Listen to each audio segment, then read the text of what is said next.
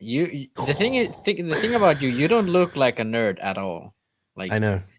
That's and you're Max. like a super nerd about this. Max, your knowledge is insignificant to the power of the Force. Join me, and together we can take over the RC industry. You and me, not father and son, but colleagues. Bow to my power. Darth Vader's awesome, dude. Anakin Skywalker was like the chosen one, the most powerful Force user ever. Super awesome. You didn't know all Yeah, I that, did you, really Max? I really dig the Anakin more than the other one, Luke. I guess his name is. Yeah, you know my son's name, Anakin, right? He is. His name Kendry. Did you? They have two names. So Kendry, his first name, and then Anakin.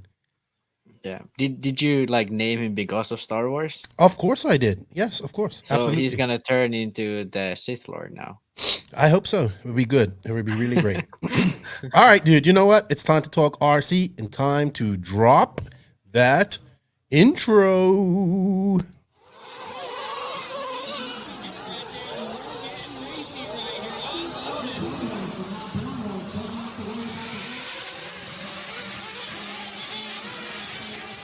Nitro is the glory. Welcome to the No Name RC podcast with your host tonight, Keenan White, aka Lefty the Great, and if you are unlucky, the Finnish village idiot, JQ. This is the RC podcast with no name, but plenty of content. So sit back, relax, and get ready for some serious bench racing.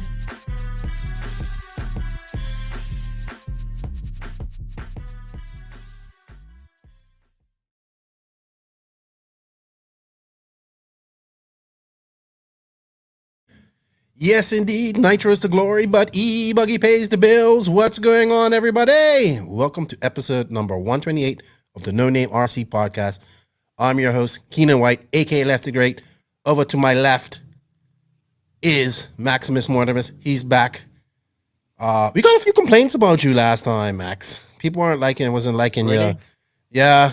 What? Just a few people. Like, I'm not listening to it with Max on there. I was like, no, I'm not going to stop having him on her. Just one or two people.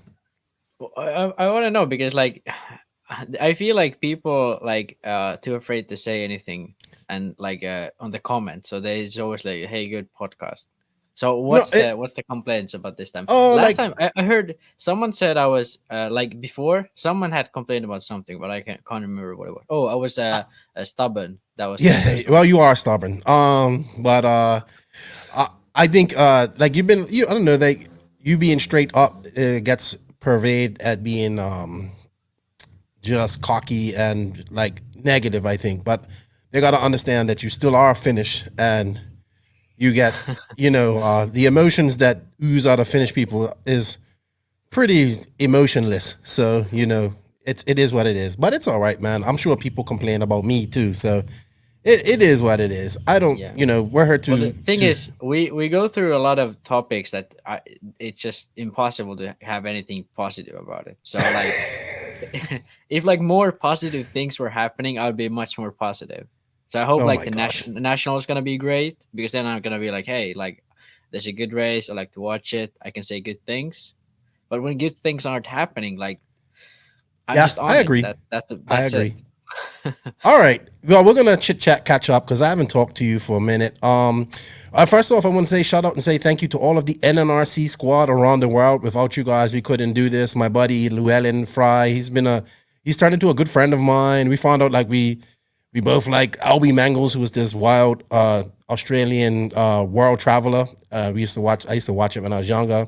Nice guy. He got the Nitro is the Glory thing on his back windscreen, and I was like, that's so cool. It's thank you for the love, Fry. Thank you for the love, Australia. Thank you for the love, everybody. It's good. It's amazing to me to think that we have reach around the world. People listen to us ramble on like idiots. But I guess we must be doing something right. And so I thank you, everybody, not just the Australians, but everybody that support us. Shout out to the patrons of the NNRC. Thank you, guys. You guys got some early releases this week and a preview of our new intro for the Nationals, which we're going to, which I leave next week. We'll talk about that more. So thank you to those guys. You guys have to help keep the bills paid and help me get some fun stuff. And I got something fun. It came in the mail yesterday. I ain't gonna tell nobody yet, but it's gonna have me in the water and it's RC related and it's fast. So it's an RC boat. But nobody knows what boat it is. But it's I don't think you can see it back there. I'm gonna do an unveiling of it. Probably ain't gonna drive it till I get back from America. So if you guys are interested in being a patron or whatever, and supporting this podcast a little bit more, what you guys like, what we're doing here, you can do that by following the link in the written description of this podcast. Also, shout out to our awesome sponsors, Mayako. We're still waiting for these reveal picks. JQ says August. So, all right, I guess we have to wait till June, August, he said. TNR Fuels, the hottest fuel on the right now in the market, right now in America. TNR Fuels is everywhere. Shout out to Chris Nelson and his family. Hitec RC, been in the industry for many, many, many years. I need to get the manager, not the manager, but one of the guys who's been involved with Hitec for many, many years. I'm going to get him on here to talk about them, see what they're going to do here in the future. Beach RC, can't wait to hang out with Brent and the boys at the Nationals. Tekno RC, who I think could possibly win the Nationals, one of their drivers. Shout out to them. Sun City RC Raceway, they had a RC Pro Finals this past weekend. Congratulations to them. Lugz RC, he's the owner, one of the owners of Lugz RC is actually the guest. Bryce Beaver this weekend was a great chat with him. Getting to know about NorCal racing and his racing and what they're doing with their tires. Shout out to all my JQ Racing family. Love you guys like life. We're still here. We ain't going anywhere. We're just quiet right now. Manscaped.com. Get that lawnmower 4.0 and use that promo code. You know it. Papa Willie's Traction Tonic, long-time supporter of the podcast. If you want some traction, you need to get some Papa Willie's in your life. Racecraft USA and their awesome command modules. I was talking to Chase the other day. That was probably one of my biggest things about not going to Silver State was not meeting him and all those guys because they're a lot of fun. House of RC, we do a tutorial with Conny this week as well. He comes on to show people how to some new features on House of RC. We'll be working with House of RC for the Nationals. Wally Builds, of course, he's super busy. RCGP and JQ Threads. So remember, everybody, showing the sponsor some love shows the podcast some love. So if you can, please do that. All right, Maxie. So you've been a little bit busy. You dropped the video the other day. It was on weights, I believe. Or did I? No. What it was? Oh, Wheelbase was the latest one. Wheelbase. Sorry, right. I got. I just saw a W and I thought it was. I haven't seen it yet. Sorry, I haven't watched it. But I saw that you dropped it. You want to talk about that real quick? Oh yeah. So I actually filmed it a while ago already, but I just had been a bit busy recently, so. I dropped it last week, I guess. So yeah, it's about the wheelbase, how it affects the car, sort of because a lot of the times people talk about it in a very simplistic way, sort of like moving, like shortening the car, and that's about it. But there's much more complex stuff to it, and stuff that makes it like why your car handles differently. Like for example, with a longer chassis, why your car might steer much better. So something like that I addressed in the video. And yeah, I'm hoping to drop a video this week as well. I'll see if I get down to finishing the edit. I filmed a few videos what's this already. video about? This video is about drive shafts. I think talked about that in the last video. Okay. Sort of the friction in the drive shafts and axle CVDs, plunge. Universals. I don't use the I word love that word. I Axle plunge. It's a word. Yeah. It's a thing. Well, Axle yeah, I plunge. don't doubt you. Yeah. Yeah. But yeah, All right. I'm really hoping to getting more videos out. I filmed a few already. I just need to get down to edit it. How long does but it take you to film these? Usually. Well, the filming is like I sort of I write down notes and then go through the stuff. I film like 30 minutes of footage and then edit it down to 10. The editing takes a lot of time, depending sort of what kind of video it is. If it's sort of like the roll center ones, where I have to do a lot of like graphics and sort of the, like where there were the lines showing like the roll center and all that. Especially if they're like interactive, where they move. That's when it takes a lot more time. So the editing might take from anywhere to like one evening to like a whole week, depending on how active. But it's like probably the most I've used in one video was like maybe 10-15 hours.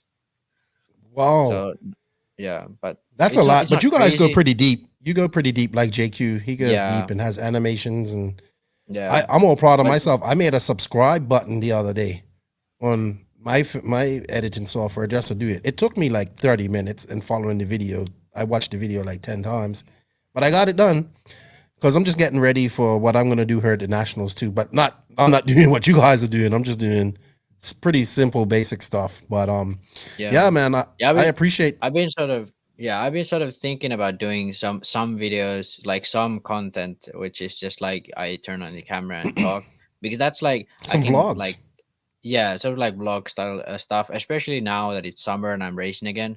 Like Hmm. doing like a catch up of how I drove Sunday, or then just doing a video where I'm at the track and I have a mic on and I just drive and explain what I'm doing, like stuff like that. I think people would really like, and something that's much easier for me to do, because these take quite a lot of time to make. Well, I mean, it's not crazy, but But to it's do it more good, time. it takes time. But Yeah, it's that's the gotten thing. Like, easier. yeah, but the thing is, like, for me, like, I always like I'm like too picky. So if I'm like, okay, the way I said it there is not good, then I'm gonna just Mm, like try to edit in a way where it sounds more like better. got you. And I like a lot of times the start of a sentence might be a completely different part than the end of the sentence. I just like try to find pieces which fit together to fit like what I want to actually say, just to make it, because there's a lot of things that I when I record I repeat, so I want to just Hmm. have it once in a video and have it like the best way said as possible. So yeah, that's what takes the most amount of time. Yeah.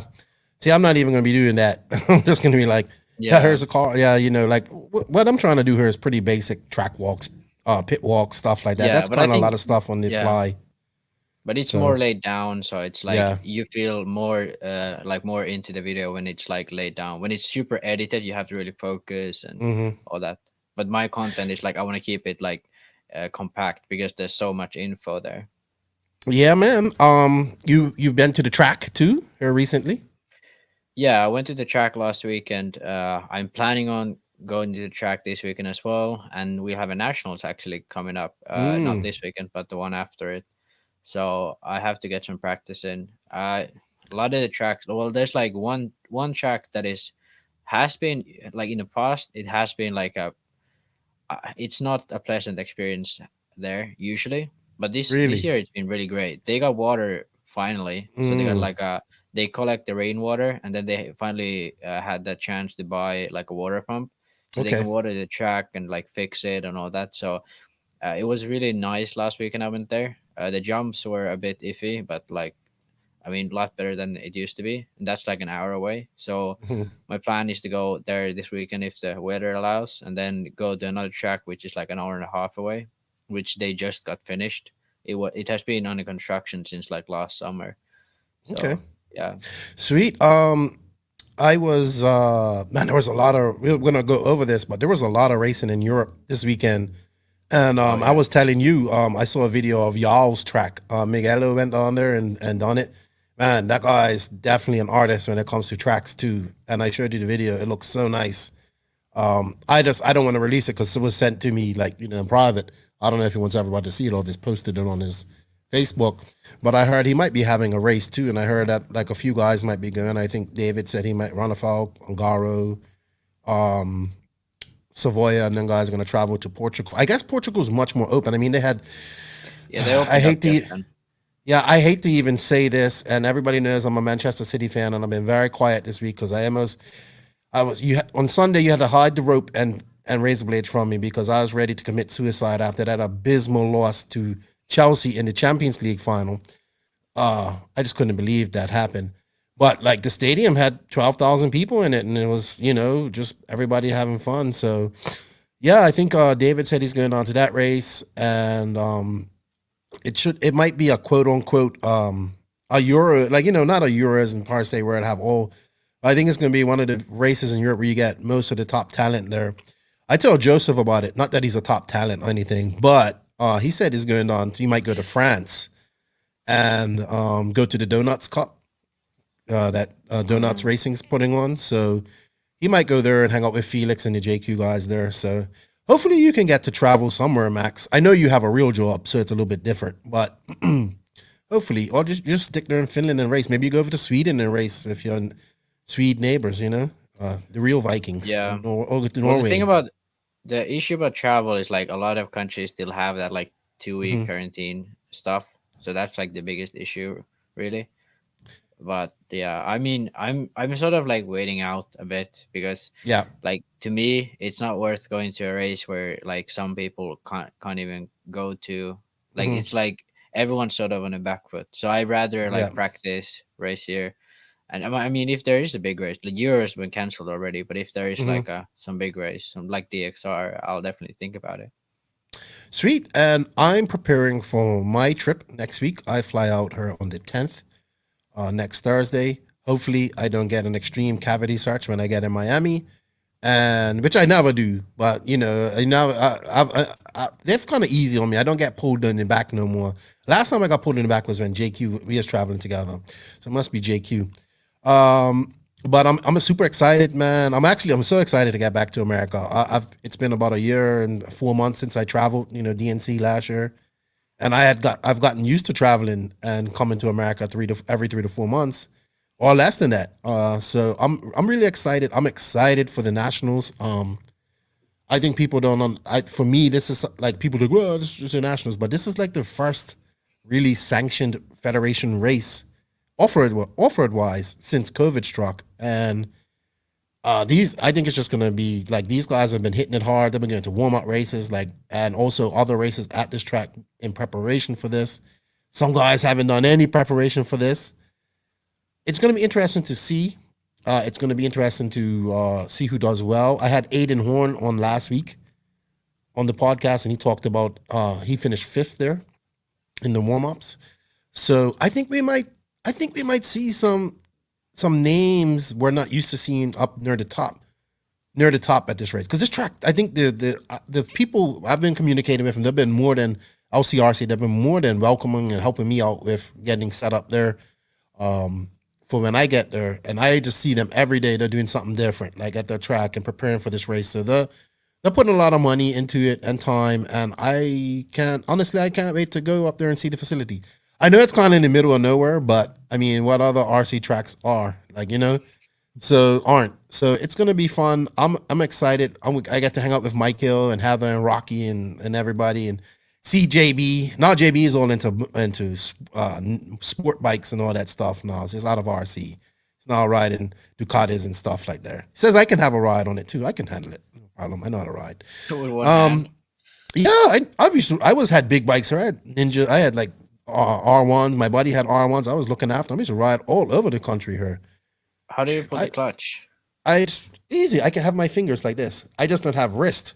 So like I would Yeah. throw my wrist up there. So your wrist is holding. I have grip like that. And then I just, you know, yeah. I'm done 150 miles an hour on them bikes or more going up the road. Wow. Flip flops, no helmet. I know that's wrong. Well, that's You shouldn't do Dominican that stuff. Republic for you. Yeah, you know, a car or something walks out and you hit that on a bike. It's goodbye. You go right through that car.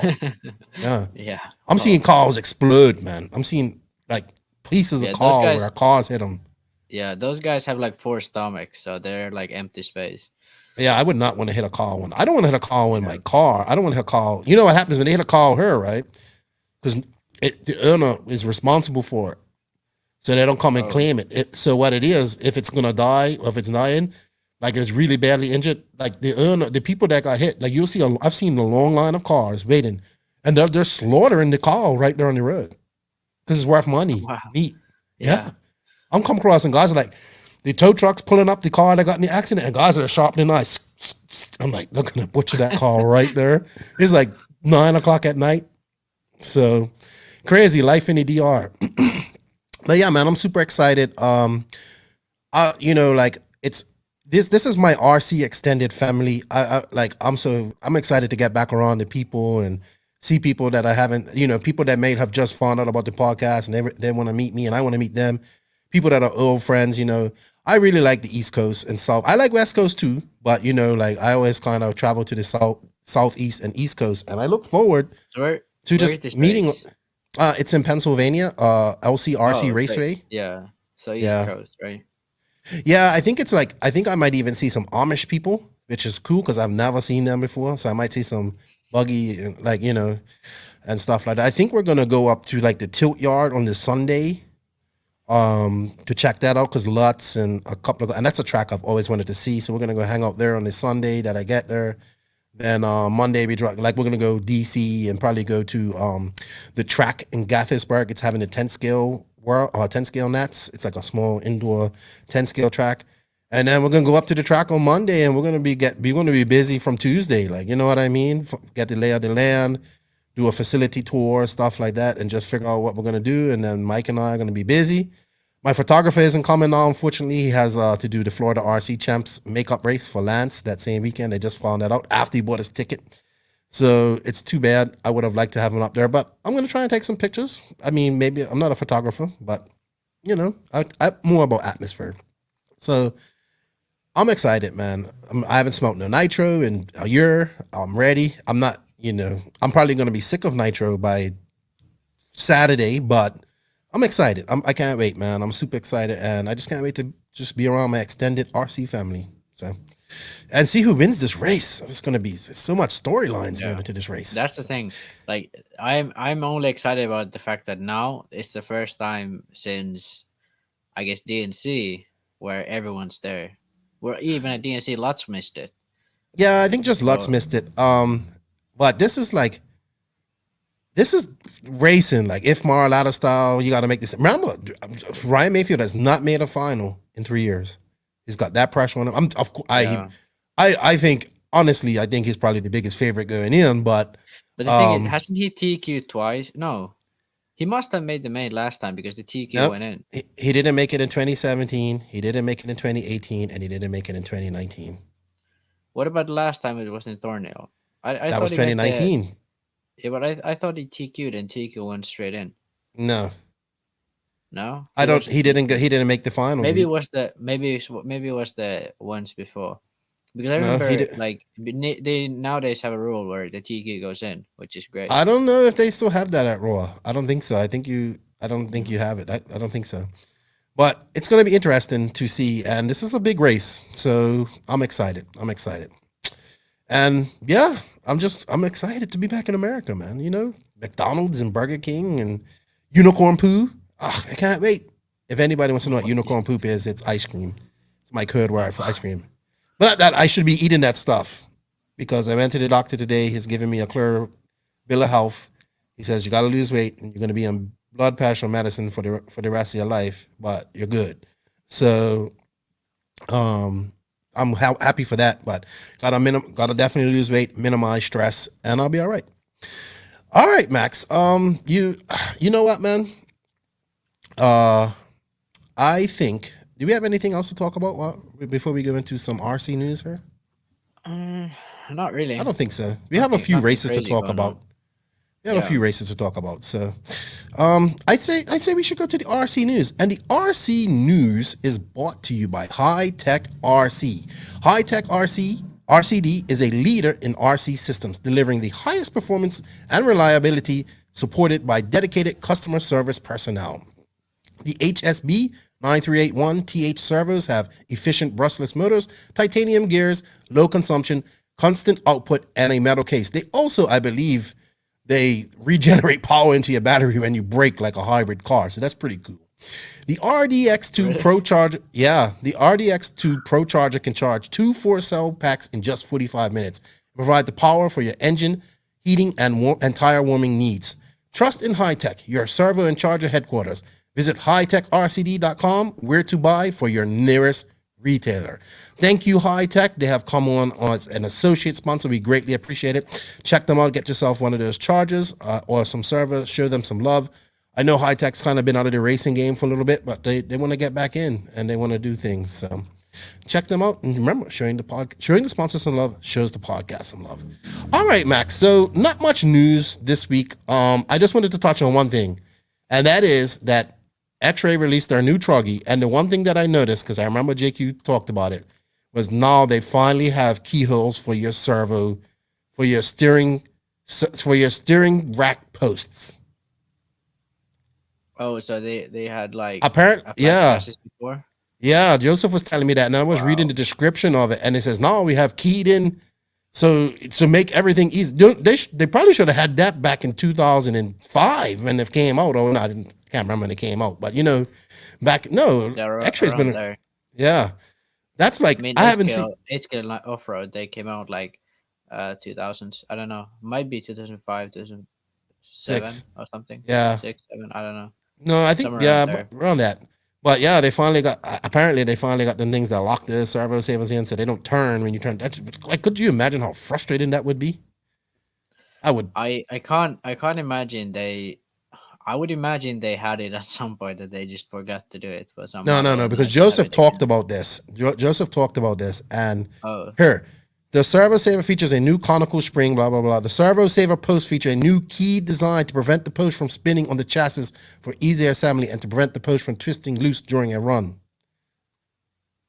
Wow. I mean, I'm amazed that someone even like, I think this speaks the volumes how little like the RC brands like actually give a shit about anything. Like, well, I know this because I remember JQ was talking about when he ran X-Ray for a while. Right, and he was telling them, "You guys need to do this and you need to do that," and they just never did it.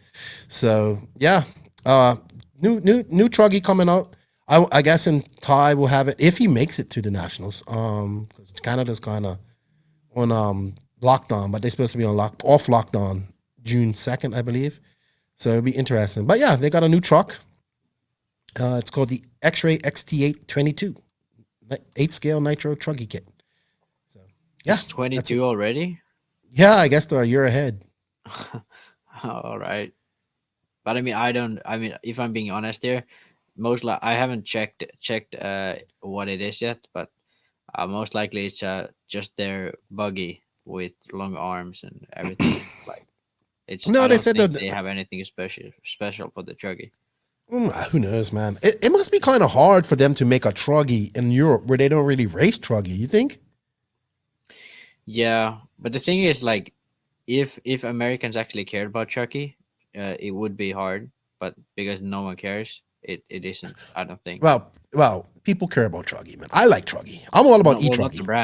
Not the brands, really. Tekno is the only brand who has like a that do innovative things.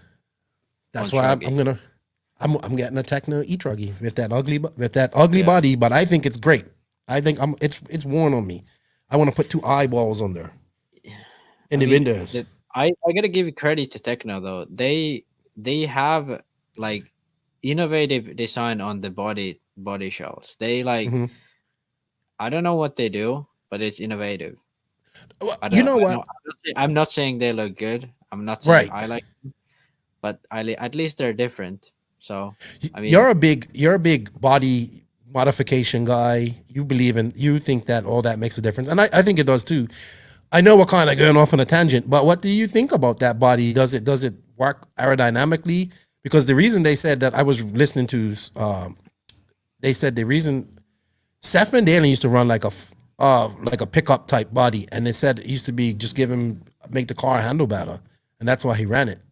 And so maybe this is why they're doing this. I would imagine the biggest benefit of it would be that it doesn't catch any air underneath it. Because like the regular truggy bodies, it has a lot of air underneath because of the design. It just catches a lot of air below the front suspension.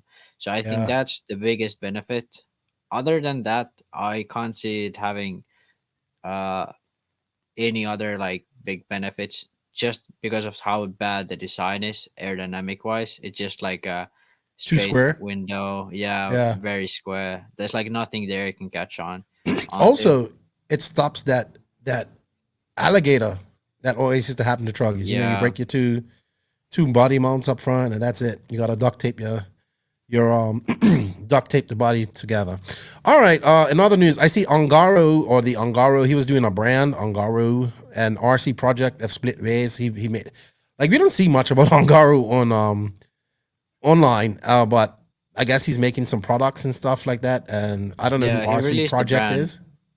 Well, the RC Project is an Italian manufacturer who does like hop-up parts. It's a Hmm. big like in Italy for some reason. There's a lot of like metal and plastic industry. So It there's a seems lot to of be. yeah, that's like their one of their biggest things, at least what I know about, Okay. like in whole of Italy. So that's why there's so many like, well, for example, like hot race and like all like these fast race, Planet RC, 70 75 Italy, all these sort of brands have like are coming from Italy because they just have a lot of sort of that type of industry there. Hmm. So this is just one of those brands, and Ongaro teamed up with them. I believe it was like late last year or something, and they released it. Well, actually, what I think it The was ONG brand it yeah, was called. yeah, Ong. like I don't know. yeah, yeah. Well, the yeah, I I can't say I'm a fan of the branding, but I think they released. I think they released their like co-working like last year, at least last year, Mm. but like Yeah, it it's was. been a while already. But they released a lot of products this like spring, and Hmm. for some reason now he wrote on online that like he got a call that like it's not happening anymore, Hmm. and he wrote at the end like there's some people you shouldn't trust or something. So I'm Mm. guessing they kind of fucked him over, but I Sounds have like it. no clue. Yeah, that's what he makes it sound like. But I think. I'm being honest, all of the products they released were just the products they already made with an Hmm. the Ong logo on it.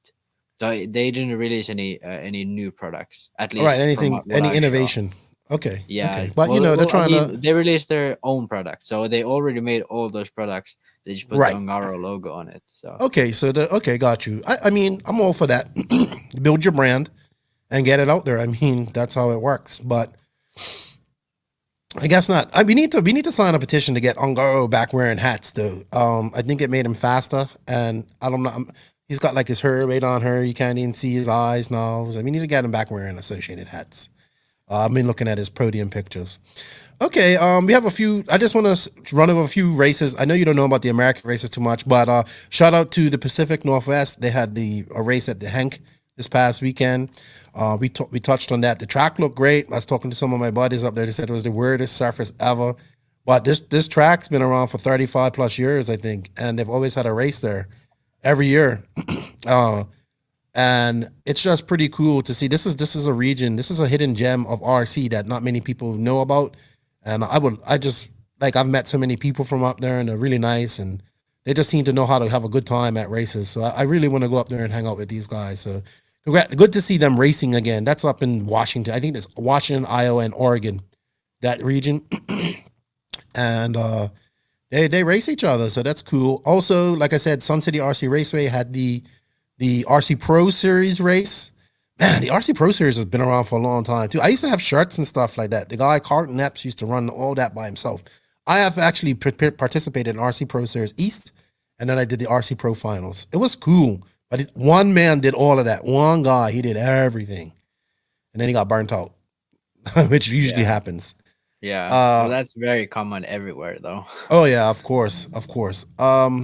I know there was a lot of racing going on in America. That wow, they are just open for RC. It's so. I mean, I know we have to talk about like COVID and all that stuff, but man, it's like people just want to race RC cars. That's cool. Like you're seeing more regional races and all that type of stuff. So I'm happy to see that. But we still need to be. We've got a lot of work to do. We need to make Raw great again. Uh, Europe, man, Europe had a plethora of racing. In the UK, they were racing at the Nemo Raceway. They were racing at Hearts. I think like Skidmore won at Hearts. I don't know who won at might have been. I don't know. You know who I ain't seen lately is I Clancy. I wonder where he's to. Well, he was at the same race. I think they were all at Nemo race because like I saw Craig was there, Lee was Hmm. there, Clancy and Skidmore were all at the same race. So Clancy TQ'd, and Okay, so I then didn't see these. I didn't see the I don't results. know what happened. I saw he write something on Facebook.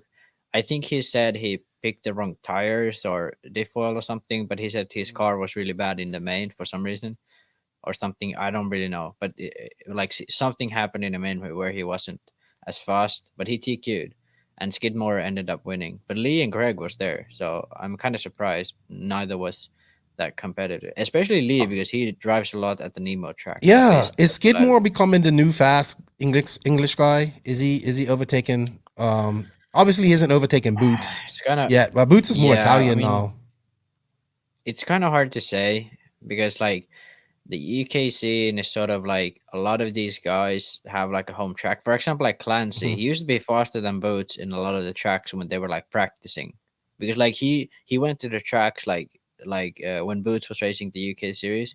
Like Clancy went to these tracks like every weekend, like before the race, and like was really Mm, preparing. So when Boots showed up, I think Clancy TQ'd a few races in front of Boots, like even like 2 years ago. So right. like the UK scene is sort of like people always go to these like races, the tracks like to prepare for the race, and sort of it's really hard to see like when they come abroad because like Lee and Mm, Craig most likely are gonna be the fastest guys, and Boots right. obviously, when it's like Euros or any foreign race. Well, the last time that they raced outside of UK was Montpellier 2019 2020, and Skidmore was faster, super Well, fast. yeah, Skidmore is okay, but Skidmore is sort of like weird to me because he's like always been super fast, but then like at some races he's just not at all there. So like he's made like I think I don't know, he's been like at the semis at some big races sometimes, Hmm. but like at Euros, well last Euros he did good. So it's kind of like I don't really know. He's like sort of a mixed bag. Sometimes he's really fast, sometimes he's sort of lost. Or that's what it looks like. But he's always been like okay in the UK. Like this is since he moved to Mugen. Hmm. Like since then, he's had like some wins at UK races, at like big wins. I also see that the Punisher and the Burke and the Killix, they were racing in Polish nationals, and Barkan beat Borak, and Yeah, that's pretty common nowadays. The thing yeah. is, Berkan is really good at like regional races and like for example like the German nationals. I think they've been sort of like 50-50 recently. Hmm. Like last past few years. But the thing is, like at Euros, Burak has this thing where he is not that impressive during the qualifiers, and then like at the middle of the like his semi or a quarter or whatever, he just turns up and he goes fast as fuck. Like he's super fast at some point. So that's like the strength of Burak. That's what like in Italy 2019 at the Euros, he was like barely bottom of the main. Like even in the semi, he got a bit lucky, but like whatever, he made the main. Hmm. Well, actually, he made the main from the last chance. But anyway, so he made the main still. So he was like a bottom of the main. But like when it started raining, for some reason, it just freaking turned up. So he started running super fast and made it up third in the end. So Yeah, I like remember he has that. this I like remember that. he has this sort of like kind of the same thing that Robert Battier has. Sort of like Mm. something just clicks and he just starts doing laps and laps and laps, and it's just yeah, he has that sort of thing. But usually Berkan out qualifies Burak. It's really common. Mm. Barkin is younger, right? Oh yeah, I think Okay. by a few years. I'm So not how 100% old are the sure. Killix? Burak's got to be what, 17, 18 now, I guess. I think Burak is already like 18, or Hmm. he's turning 18 this year. And I Barkin's don't probably know. 16, 15. Yeah. Berkan is like 16, 17, 15, somewhere out there. But there's like at least I think at least a year difference, but they're not like same age. But I'm pretty sure there's like a few years between them. So And it's good to see Orlovsky. I want to see him race against. Not saying that these two guys are very the Barkan and Burak are top talent. You know what I mean? But I want to see him race against the top talent, and yeah, but Nitro is it's hard to something. say like because Clancy said I talked to Clancy about Orlowski, and I think he Hmm. said when Orlowski came to Hertz to practice, he was like Hmm. immediately like doing fast lap times. So like Oh, he's fast. That's no doubt I'm about kind of that. I'm kind of surprised he's like struggling this much at like Polish races. Like even like the last race, well there were only like Polish guys. He had Hmm. like some weird issue like flame outs and stuff. So I don't know if it's just that he's getting used to like get running nitro, or he doesn't have like a mechanic like who knows nitro. or what's going on, but like his speed is It's a learning like curve, dude. It's a learning yeah. curve. But Clancy said like his speed was like almost as good as Boots in the UK. Yeah, he's not slow. So He's yeah, just gotta, it'll take time. It's gonna take time, and he's yeah, gonna have to race against the faster guys in order for that to happen. But it looks like he's super dedicated to 8 scale right now. Does that mean that we think Schumacher might be bringing out a 8 scale eventually, or is it just like he's realizing that Nitro truly is the? I think he likes it. When I interviewed him, he says, "I really want to do Nitro racing." yeah. Well, I think the fact that both he and Brock run for Agama sort of gives it away that they're not coming out with their own car Yeah, that anytime too. soon. So like if they were like, because he was running Associated, which he has no relation to beforehand, like then I would say okay, Schumacher might be thinking about making their own car, but now that both are running with Agama sponsorships, I'm almost certain that it'll take a long time before they consider It's already making a their own H scale. saturated market anyway, so it's like, are they gonna be different or what? Yeah, the thing is sort of like it's a saturated market, yes, but it's a very sort of thin market of like good cars. Like I mean, not good cars, but like brands that put a lot of time into So, it. I feel like the like sort of what I felt there was in the past, where like brands actually like put a lot of effort into developing a car. Sort of like Kyosho and Mugen, always the worlds release a new car every 2 years, and they like mhm. it was like systematic. So they like that's what they were doing. Like they planned it out. They had some things they want to try and complete like consistent improving the car. I feel like that's sort of gone right now. I feel like there isn't sort of this like push to make the cars go as fast as possible, like making new stuff and testing everything. I feel like it's sort of like the brands have a car and then they just try to figure out how to survive the best way possible with the car they have. So Mhm. it's not like they like I feel like brands apart from X-Ray, not a lot of brands are doing like a new car every now and then. They just have their platform and they keep it, and they know there's a lot of issues with the platform. They just keep it because they don't want to make new molds or whatever. So I feel like that's the case. I mean I could be wrong, but that's just how I feel about it. All right, I want to show you something innovative here when we finish talking about the racing. But I think the Punisher will figure it out. Nitro is it's a learning curve, man, and even just the power delivery and all that stuff is completely different. So he's a professional. He's good. He'll Yeah, figure it out.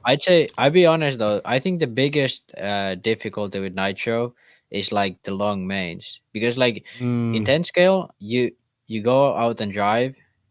The biggest thing you have is at the start of the run you might have a bit more power, and at the end of the run your battery sort of fades off. With Nitro, you're gonna feel like first 5 minutes your car is a bit stiff, then it's really good for the next 10-15 minutes, and then in the end it starts to feel like the engine is not in tune hmm anymore because the air filter fills up, your tires are really like worn out. So it's like you have to the whole main is sort of like there's different phases. So I think that's where you start to have those issues where you like crash and the car flames out, or the engine goes a bit rich and you flame out, or something breaks or whatever. I think that's the biggest difficulty in Nitro. Oh, I would agree. When you're used to just doing the 4 5 minutes, Yeah. 3 times. It's a big difference. Hey, Max, you know what?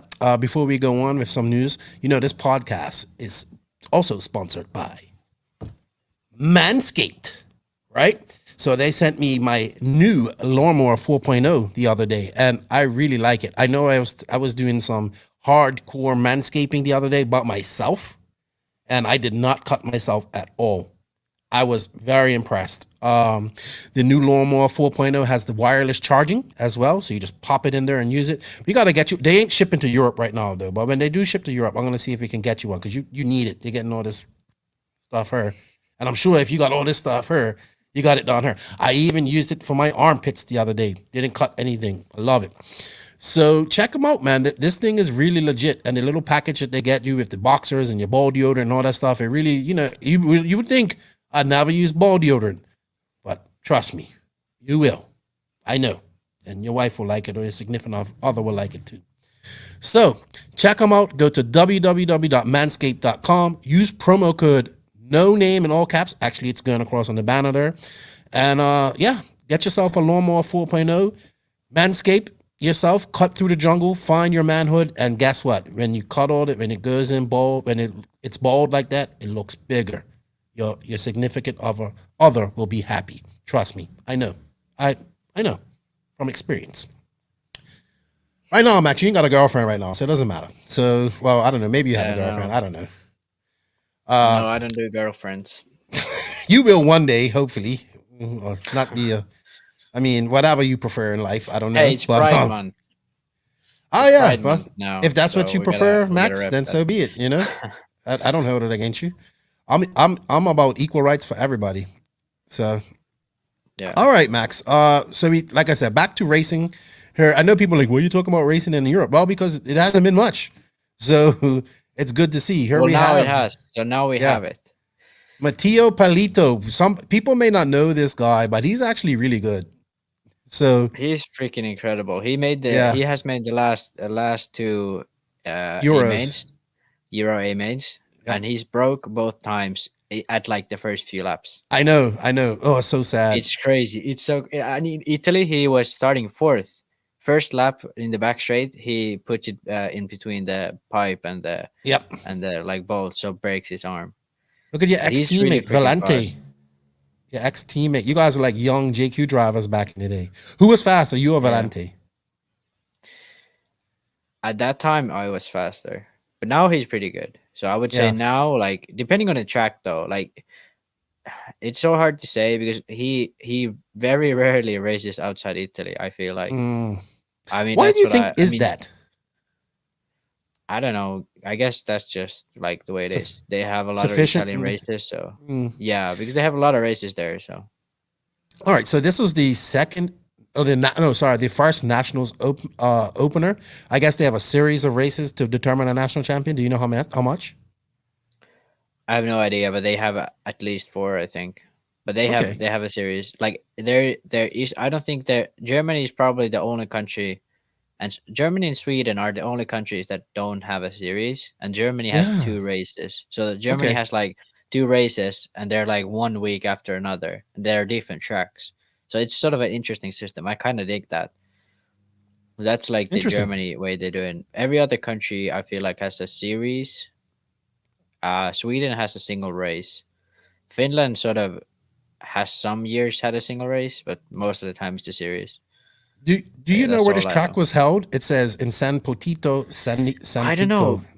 It looked really freaking cool, and I feel like it's a new track, but Okay. I'm not 100% sure. Well, I have no clue where this track was. I've never heard of we it before. really need better race reports here.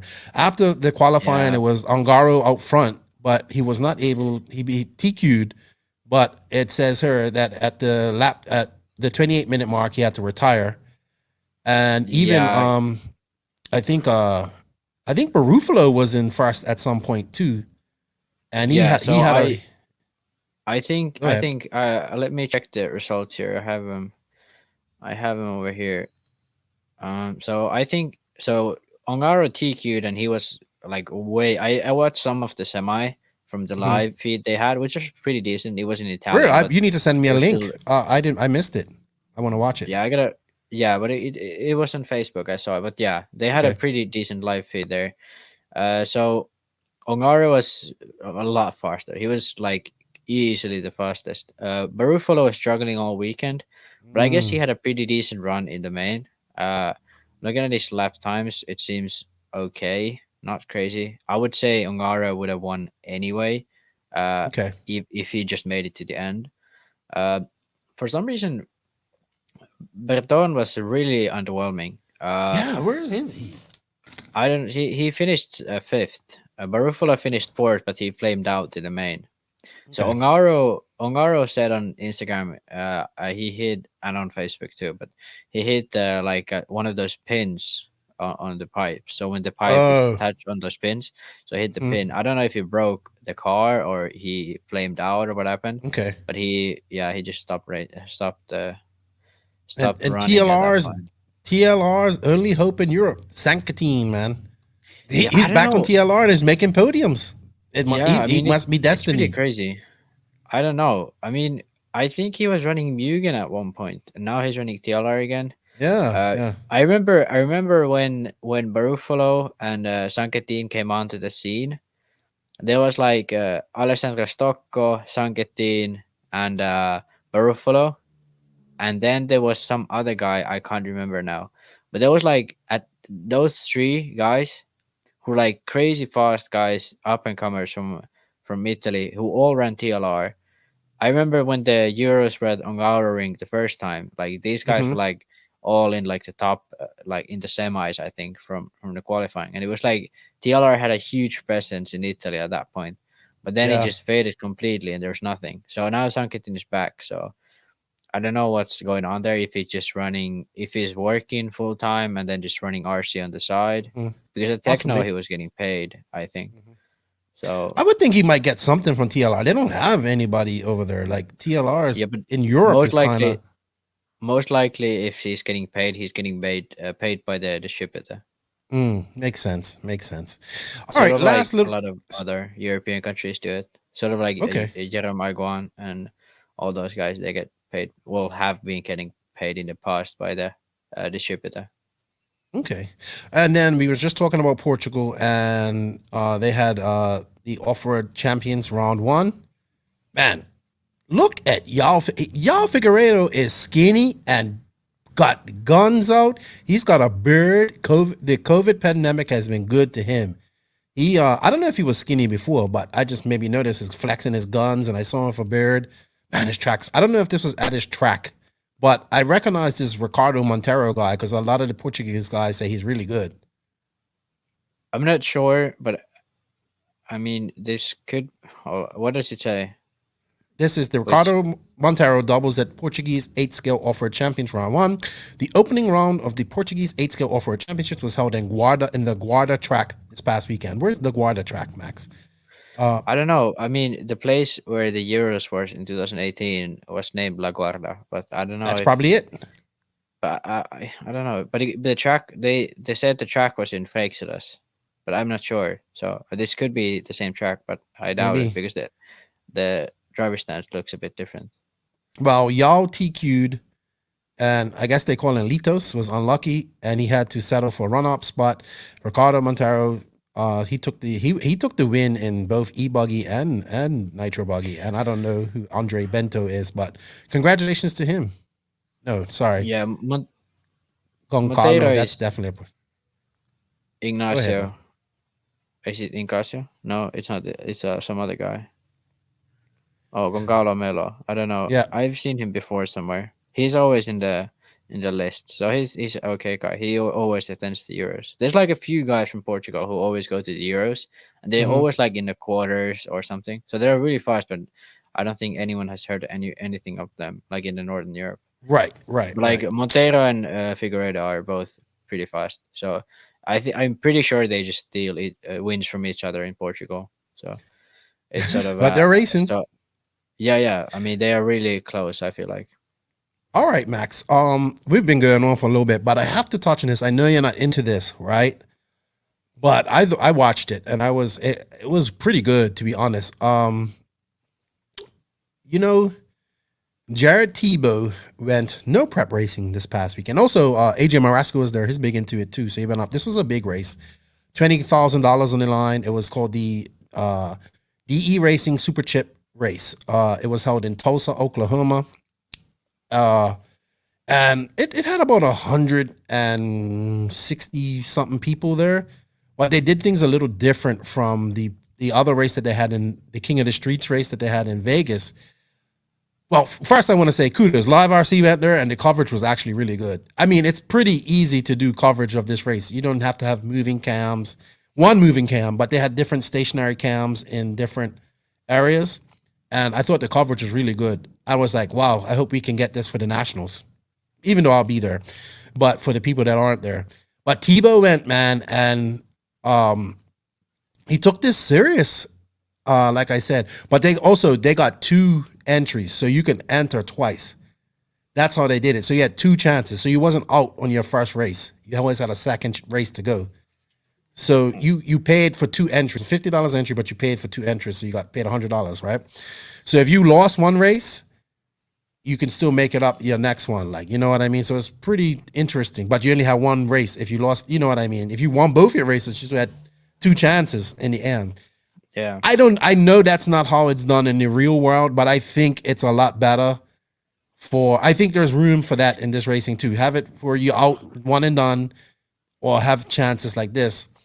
But the race went on to like the final race was at 4:00 in the morning, dude. Like my time. Like they have to make this 2 days. Like that's too late. Like the final race is only 2 seconds. It should be like the most exciting bit. When I looked at it, there was nobody there. Everybody was packed up and going home. And I was just like, this is stupid. Like, I think like this for me should definitely be a 2-day race. You know what I mean? Same with King of the Streets. I think it should be a 2-day race, which it would be. But here you have the main race, like the main 2 races, and nobody's there to watch. Like, you know, like everybody's gone. I feel like they should do something where it's a bit more fun to watch, because like the thing is, like they prep for like 30. Well, actually, they were like they're like what do you call it?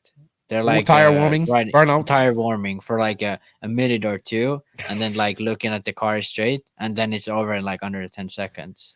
That's drag racing though, dude. But I'll tell you what, but there was some very close racing. They need to sort of figure out how to make it so that they warm the tires elsewhere, and when the other guys run, these guys go straight in. They can't, because I believe that's part of tech. Like, you're not supposed to put anything on your tires, right?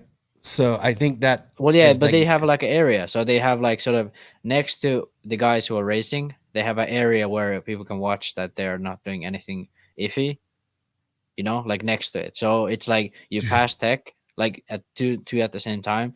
The one goes, and then like the next one's warming up the tires, and then they go, and it's like a sort of, because these, like when I was watching the stream for a while, it was just like they ran and then nothing was happening, and then guys, right? It could be more, like, it could be faster.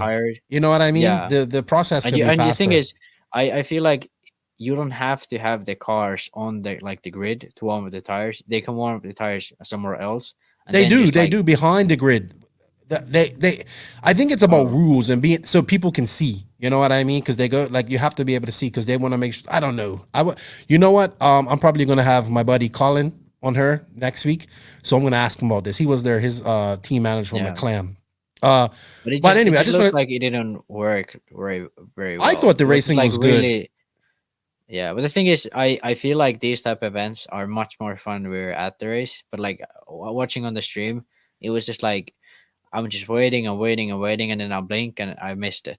You know? I know, but it was pretty interesting. I mean, okay, so they can speed that up, but I want to say there was some very close racing. I think the surface made for better racing. It was some cars just like they had those wooden ramps, like where the sensors were, and people just boom hitting those things, and then cars were flying. I'm like, man, someone gonna get hurt. And it was good to see Tebow there and AJ Marasco. Even I know AJ's been deep into this, but this is the first time Tebow literally just built his car like a couple of days before. His car looked badass too, and he runs McLaren. Well? He did well. He lost. He didn't make it. See, that was my other gripe. There was no way to follow who was where.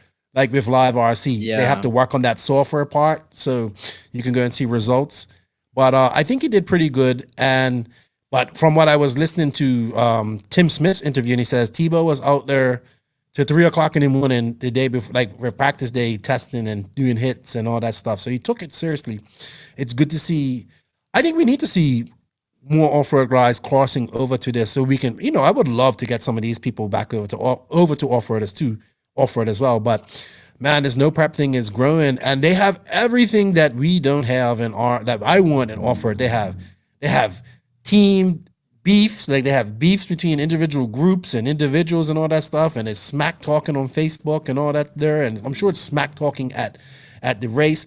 They have realistic cars. They're popular. It's easy for people to get into this. It's a whole market dedicated to tinkering and all that stuff. It's like old school RC all over again for me.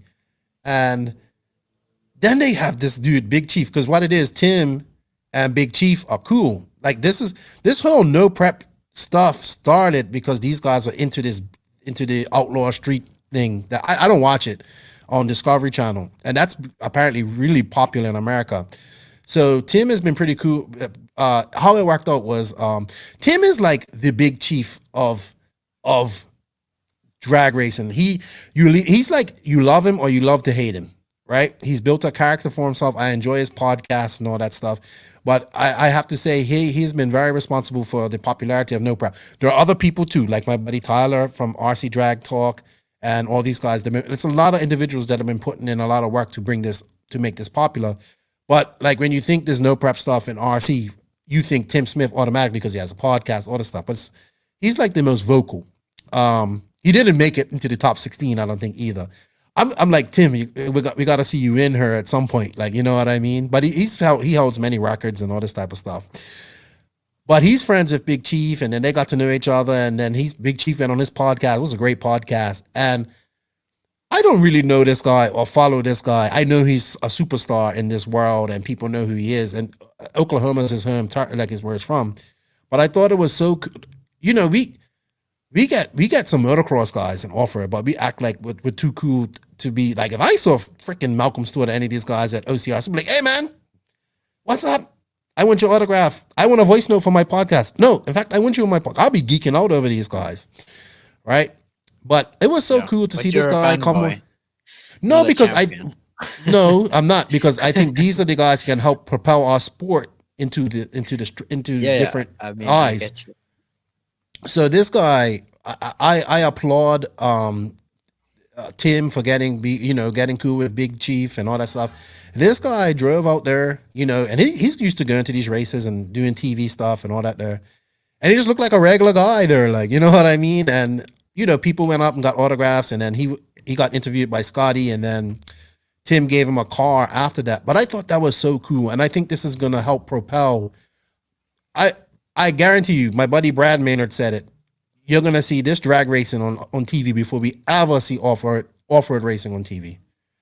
And you're going to have it, like with guys like him supporting it and getting into it. They already have a TV show dedicated to this type of racing. Imagine if they freaking say, well, we're gonna bring the RC cars along and we're going to do it alongside of this.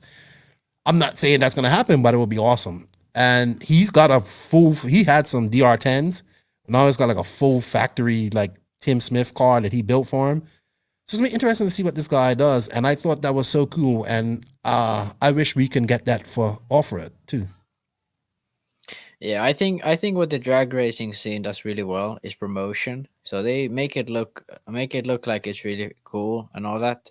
And in reality, it's like, as I said, to watch it wasn't really that exciting. We have it the opposite. To watch the race when it's being filmed properly and like all the racing and all that, it's much more exciting. But the promotion is just so bad. So it's like the other way around. We have, in my opinion at least, a much more exciting product viewership wise, and we have much more more. Yeah, but it's so hard to follow. Like people can like, you missed it, but people, like, I honestly sat down and I got into it this time because I was watching the racing and it was close.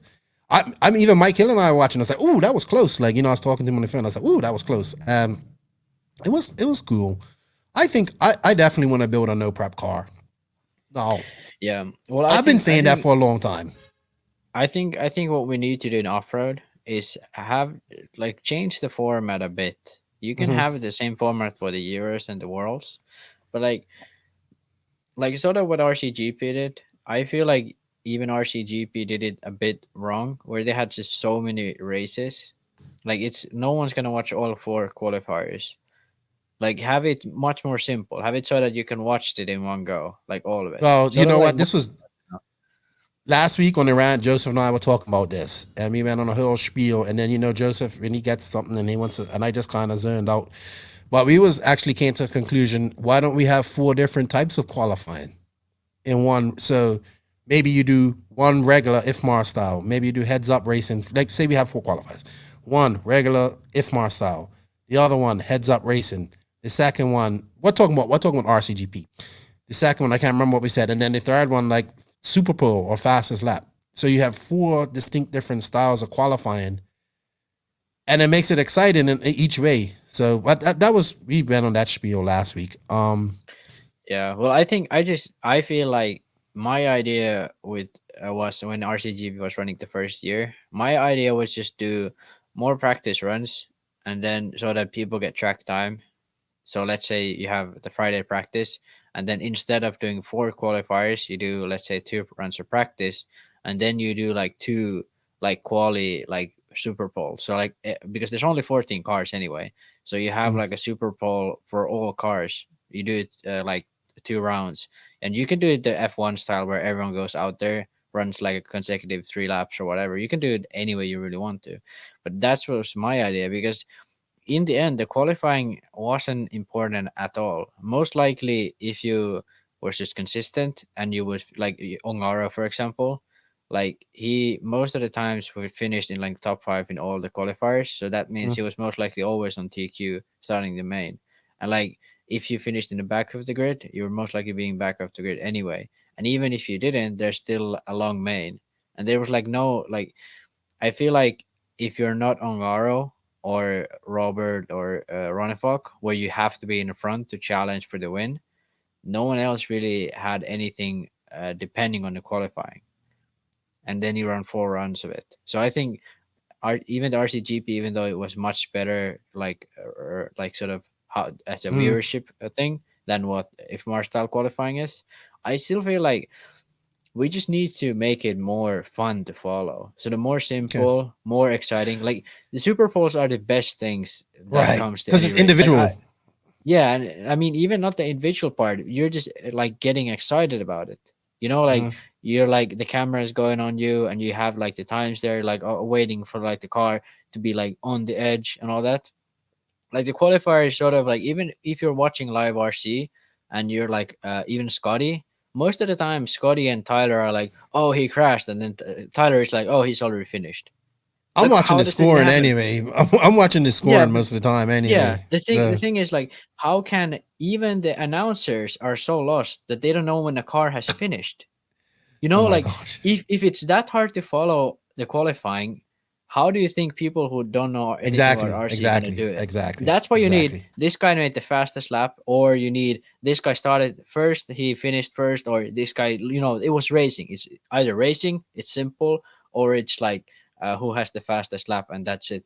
Or something like this where it's simple, you can see, you can watch for 5 minutes, and you're excited. Yeah, excited, you can enjoy it. But when you have 4 rounds of qualifying and there's points and the grid order get reversed, you're gonna watch the first two and like what the fuck's going on, and then you just quit altogether. You know, that's how I feel about it.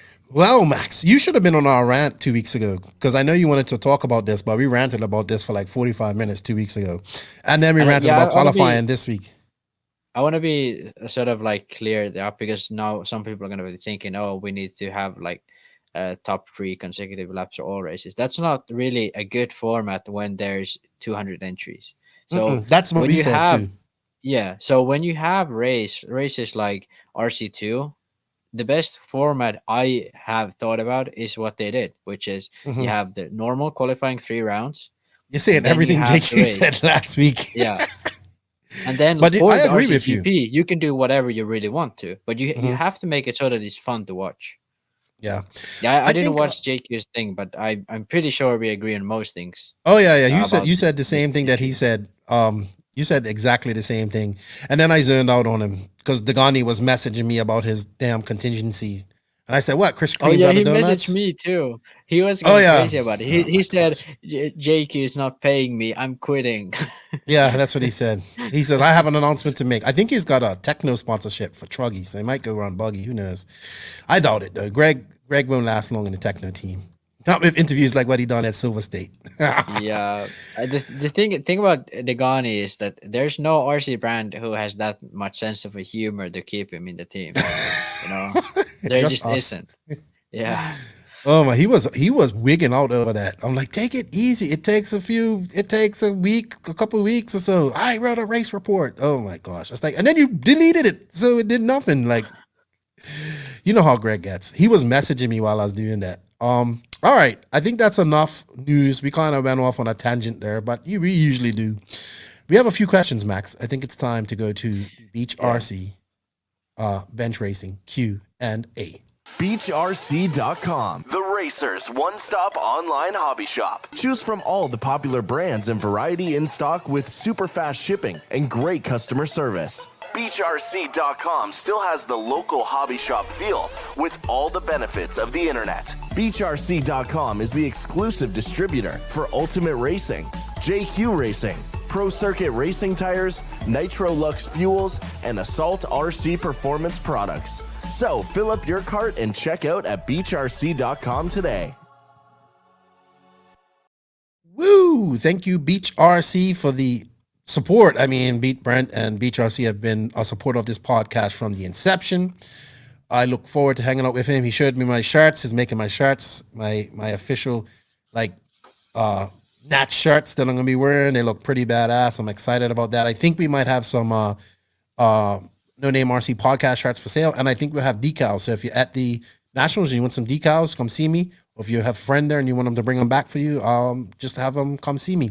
And if you guys can, use the affiliate link that's in the written description of this podcast, because showing Beach RC some love shows this podcast some love, and Beach RC does a lot of good things in RC.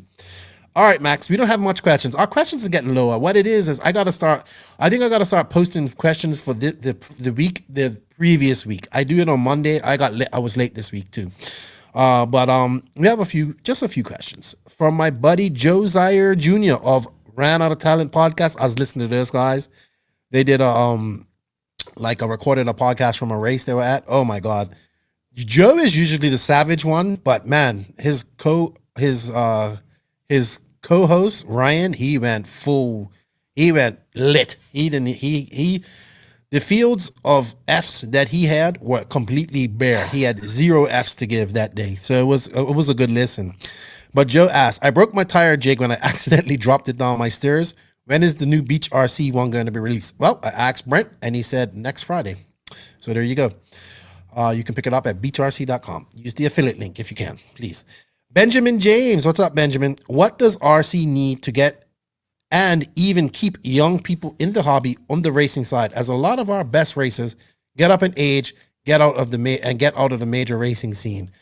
I don't know if I can ask you this, Max, because usually the number one reason these young guys get out of RCs, they discover girls and real cars in America.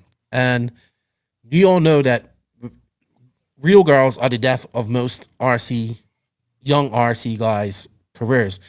But I think I just think we don't do enough for the young racers in RC. We cater to us old farts because we say we have all the money but I'm big on the youth. You know what I mean? I'm big on promoting these young racers and making them feel good. And I've talked to fathers, and like one father's like, you know why my son got out of it? Because he says he puts in all this work, and but that's like, we got a little, like, I was talking to him, I was like, yeah, but not everybody gets a trophy, and RC just isn't cool enough for these young guys, man. Once you get 16, 18, you're into gaming, you're into sports, real sports, that's what's getting the girls.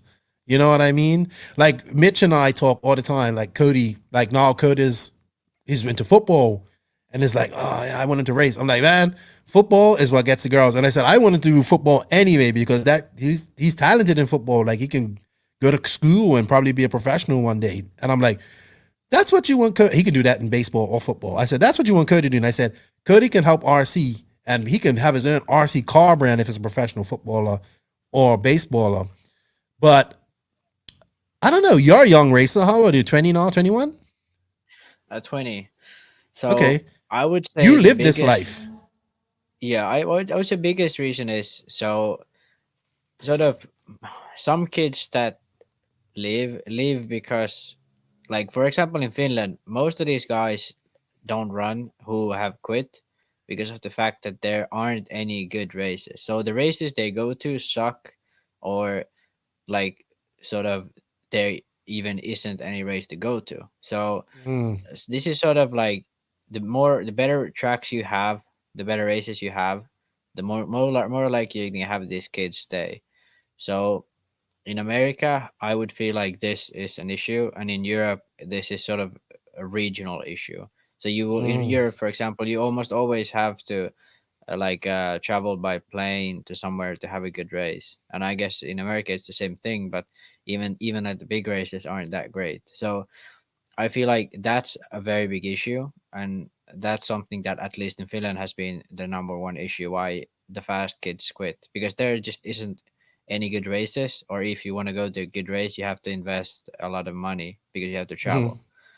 So that's, I think, the number one. But then number two is sort of the way age where, for example, I'm at, which is sort of like 18, 19, 20.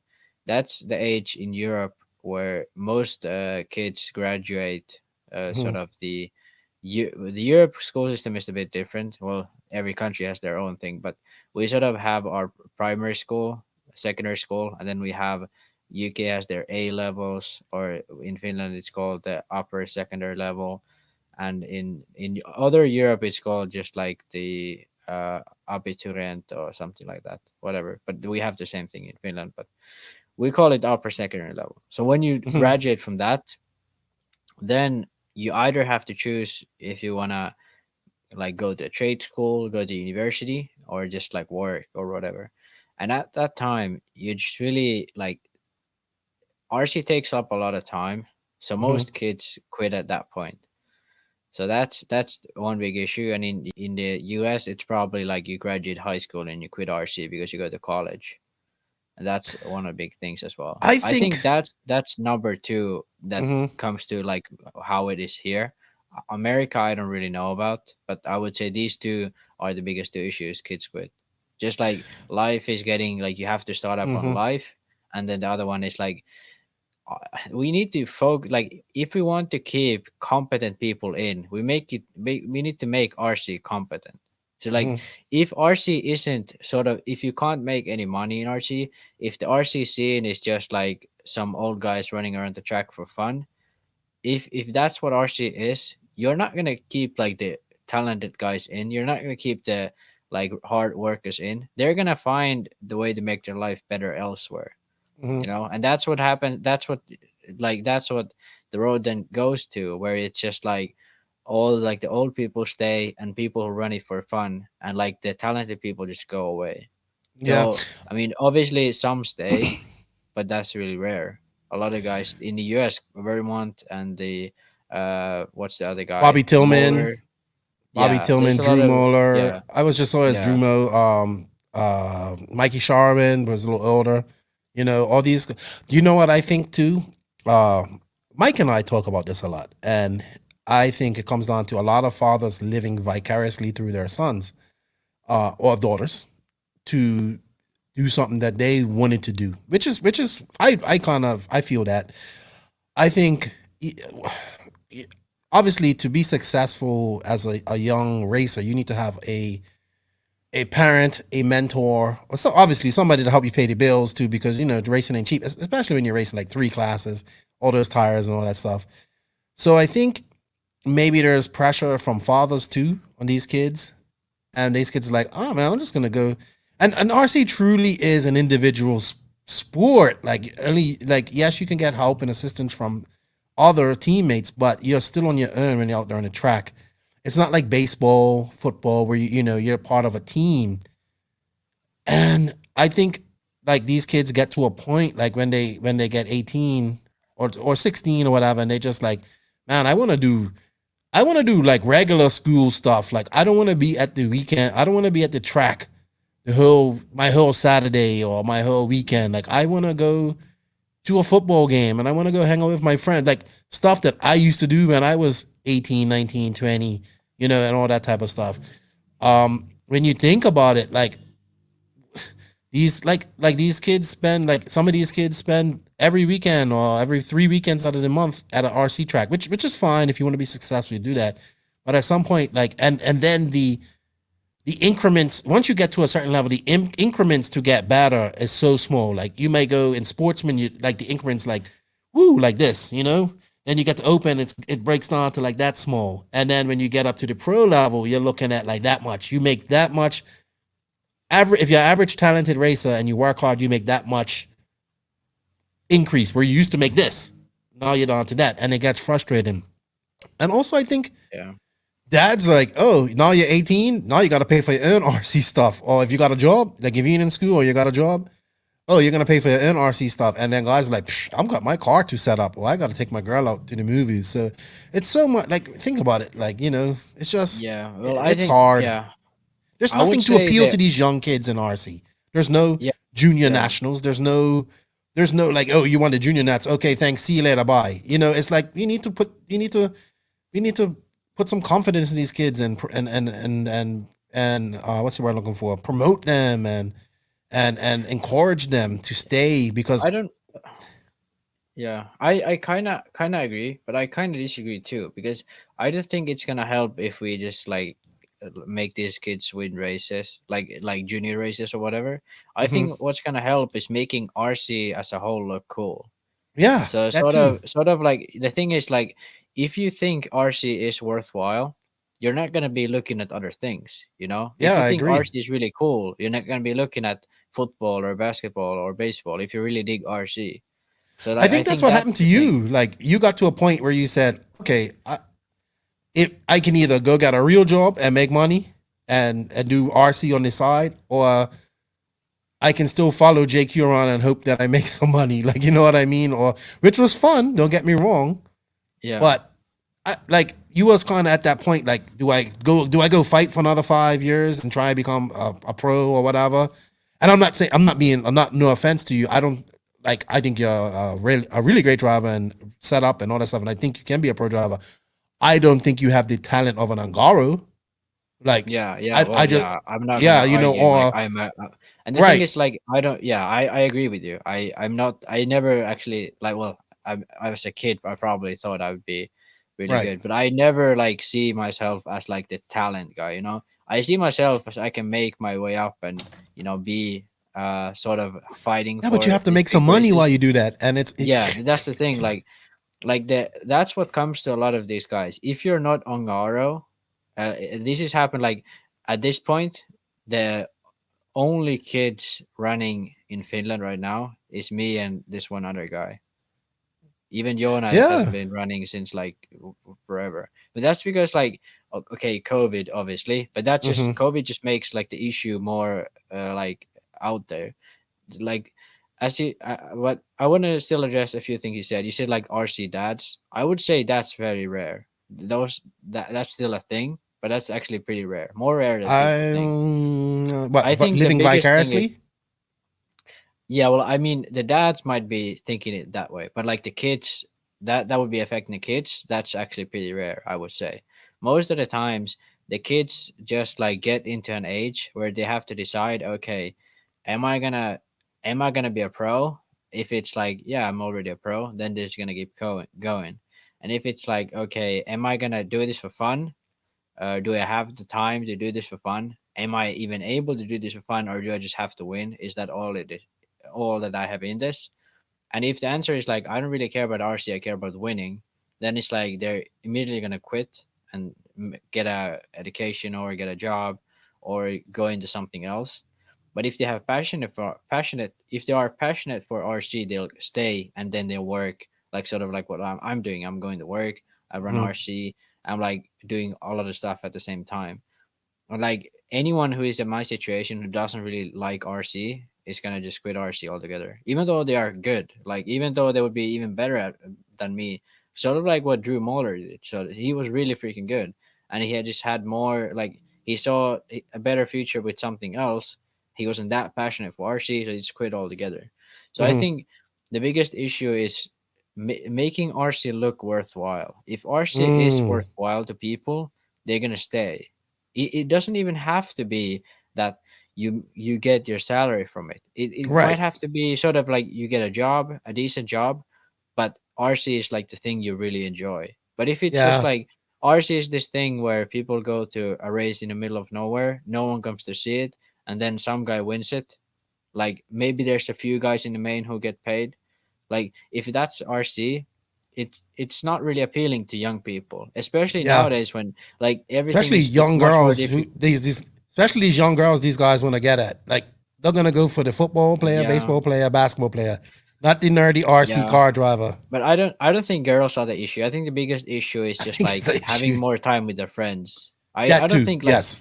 I Mhm. don't think any I would say it's really rare that people think they're gonna get girls because they run RC or No, you motocross. don't. It's quite the opposite. Yeah, It's yeah. quite the The opposite. thing is, like one thing you can say is that girlfriends and your friends all together, you're gonna have to pick like, am I gonna be 2 weekends practicing or 1 weekend racing and then maybe 1 weekend off?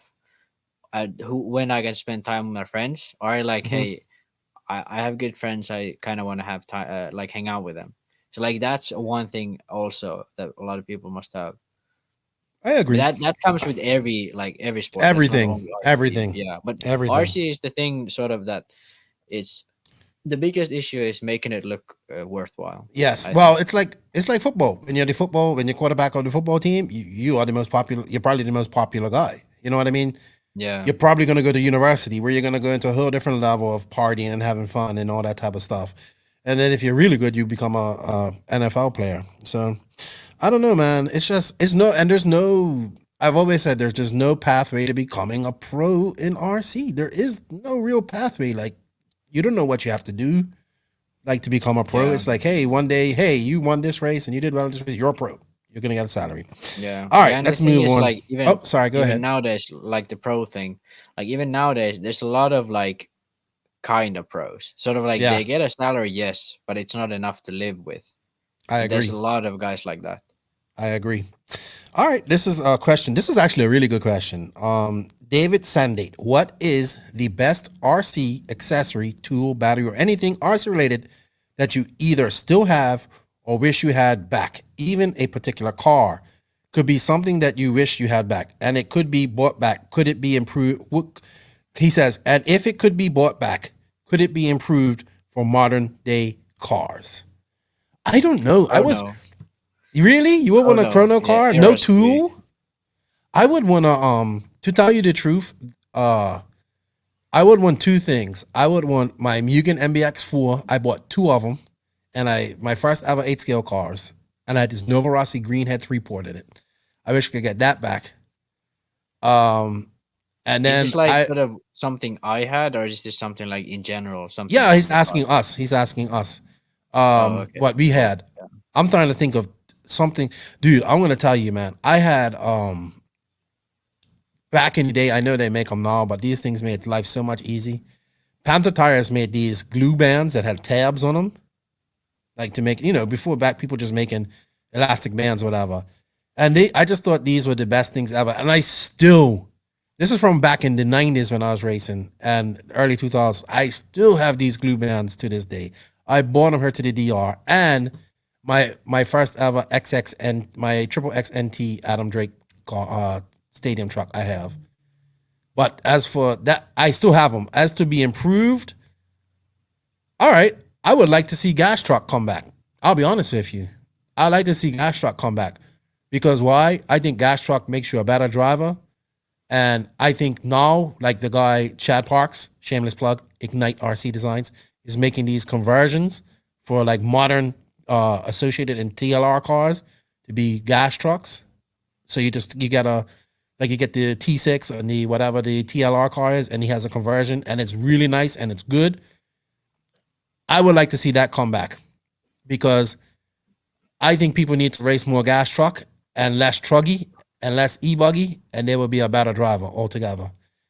Look, proof is in the pudding. Look at Tebow. Look at Mayfield. Look at all these guys that cut their teeth on grass. I know you didn't race gas truck, but I think that's one thing I like to see come back. And if you can make a modern like what Ignite is doing, and now with better engines, it's just everything. Like Nitro is so different. Is different from what it was when the gas trucks were good, were popular. I think that's it. I know what I would personally like to have is my Mugen MBX5 and MBX4, but I would love to see gas truck come back. Not just Yeah. on. I would like to see it be a class. Actually, I know we don't need more classes, Yeah. but Well, to me, like the big issue I see with gas truck though is the tracks. They're nowadays. I don't think. I mean, I don't know how the tracks were before, but like a lot well, of these tracks nowadays are huge. So that small gas truck there, I don't know how is that gonna work out. right. But with modern suspension, modern Yeah, tires. hard to say. Yeah. You know, even the plastics and stuff are better now. So yeah. Yeah. How about you? What Hard would to you say. want? Oh, you said the chrono. Yeah, well, I never had a chrono, so I don't think I can answer that. But if it's anything a chrono, I would like to have one of those. Why? That's the coolest car ever. Why was it so cool to you? It weighed like under 3 kilograms. The car. It was like Okay. crazy light and like all of like it's super low profile. Everything. There was no like there were no like chassis stiffness, and Hmm. it like the front end design and like everything was like so cool. Like at that time, like even nowadays, I believe that car would be really freaking fast. So Interesting. that's why. And then, well, I never had that, so I don't know, but uh, something I had probably the first car I ever had, AEB3. Mm. That's cool. That would be cool to have. We bought it off of this guy. He was our neighbor. He raced RC a lot. He was actually pretty good. He finished third at the Euros, uh, and he was like a Finnish champion in 10 scale. So we bought Okay. one of his old cars. It was associated B3. So yeah, probably that one. I would like to have that one. Yeah. Yeah, definitely. I don't know any particular tools that I really liked. Yeah, That I I never had had back good in the day. tools. I'm The trying to thing is, think. like, My I don't really like if you have a set of pliers and then you have your basic hex drives. You're pretty good. Yeah, But I would like I had a really good clutch tool back in the day, but I can't remember what it was. What else? Man, I'll tell you what yeah, I'd like. Fiorani 2-shoe clutches. Those were good too. Maybe we can make them better now. So easy, lasted long.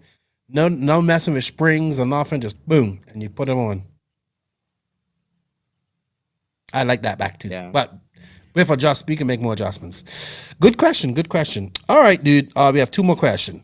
My boy Chase Ehrlich. What the dude? What's it gonna take for you to attend Cody's bachelor party race at CTRC?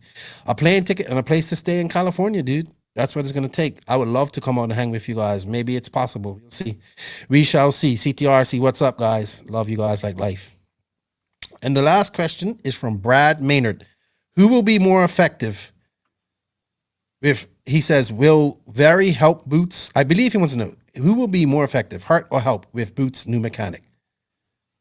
I think Very with Boots is going to help him out a lot if they click. Yeah. The If they thing is, click. like, if you look at driving style, Ongaro and Boots are very different driving styles. So I don't know if how that's gonna work out. The cars are very similar. So the cars are almost like the front end is identical. It's pretty much Mhm. exact same. The rear end is more sort of different, but in the end, like the setting up that type of car is pretty simple. I think, like for moving from A to S works. Then looking at driving style, well, Verri used to be a mechanic for Terterici, and as far as I remember, he was pretty aggressive. So hard to say. I would imagine they will work out pretty good. Well, I think like well, Boots had Liam, his dad first. And they had Liam and like I always say, the 2015 Euros that Boots won was really like Liam. Like, he put in all the work. Like, Yeah, because Liam kind of they was his were mechanic. practicing. Yeah, and Yeah. then they switched just before the Euro. So Yeah. Craddock was like at the race, but like all Mhm. what happened over the practice or the like Was that year Liam there at the was the Euros or was Euros. it Mick his mechanic? I can't remember. Yeah, Mick was at the Euros. They But switched was like he just before the Euros.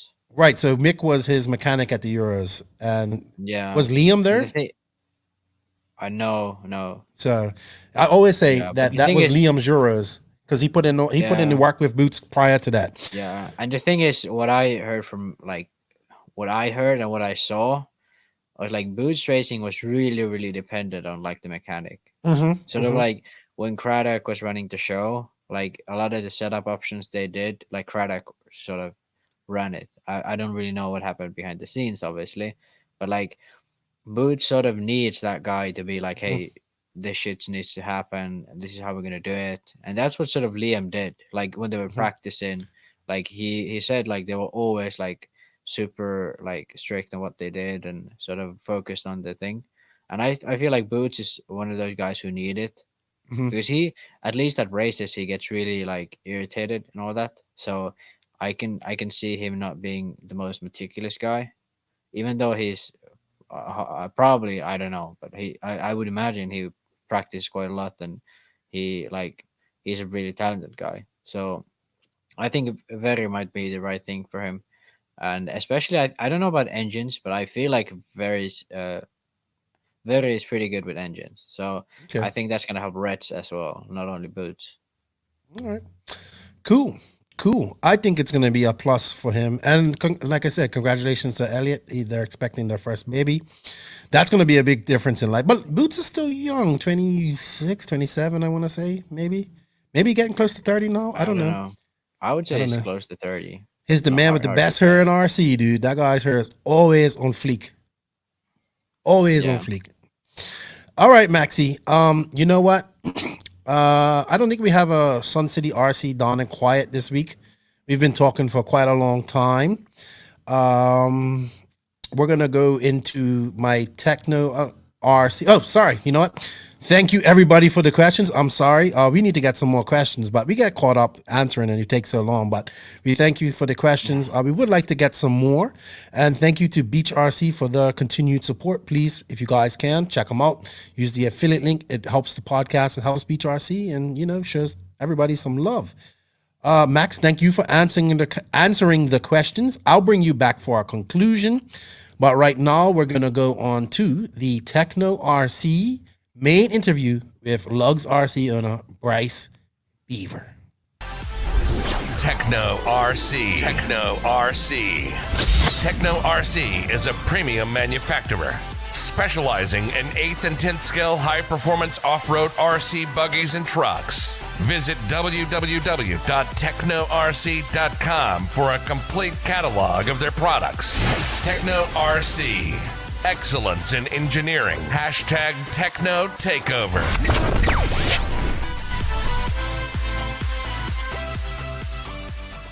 So joining me this week for the main interview is a gentleman that I met a few years ago at DNC. I kept hearing Dagani saying his name. He's like, Bryce Beaver. I used to race against that guy in back in the day. Is he here at DNC? I was like, I don't know, Greg. Go find him. Like, you know, I don't know what he looks like. He kept asking me if I knew you. I was like, I'm sorry, I don't know. But that's when your name first came. You know, I got to know who you was, and I saw you and Greg talking. And obviously, as we've gone to races, we've gotten to talk. But I'd like to introduce the owner of Lugz Racing Tires, Mr. Bryce Beaver. Yes, thank you for having me on today. I really appreciate it. I appreciate you coming on. I know you just got back from the Pacific Northwest. You attended a NCT round, which is great. Great region for RC. I'm glad to see them racing again. A challenging track, I've been told. And you're back at it, man. I know you're tired, so thank you for coming on. Oh, yeah, it's my pleasure, man. It was an awesome week up there at NCT at the Hank. It was great people to meet up there. Awesome facility, awesome people.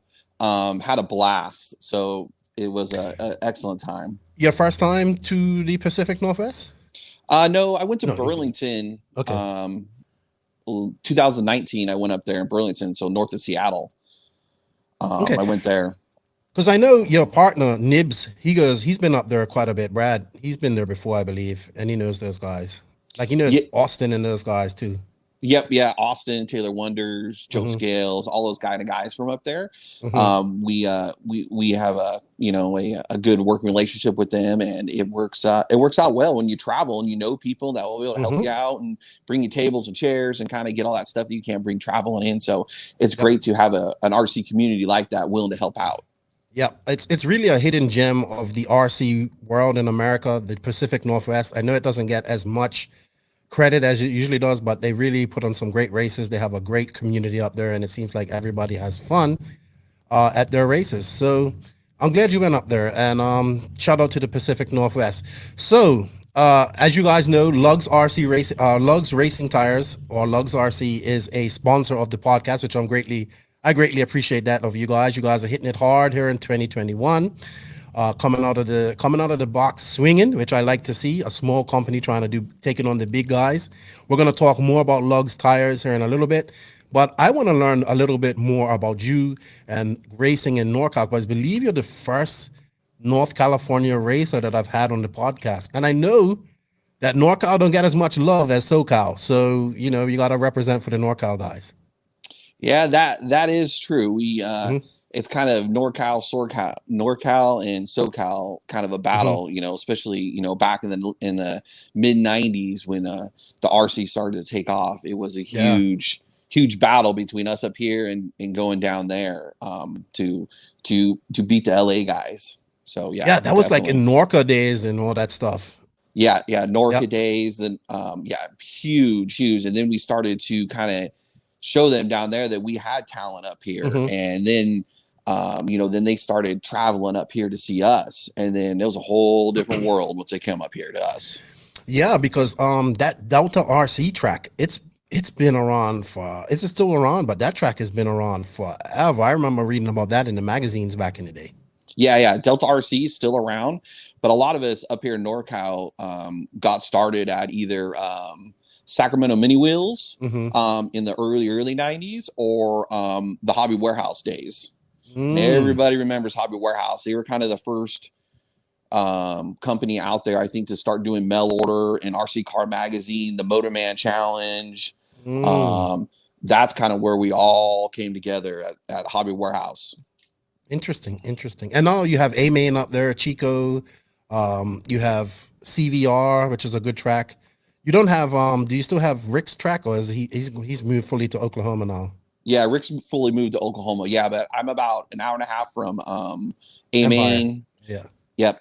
A-Main, CVR, Delta RC. So I got about 3 good tracks around here, all different services to go do product testing, car testing. So it's really good for me to have those tracks around.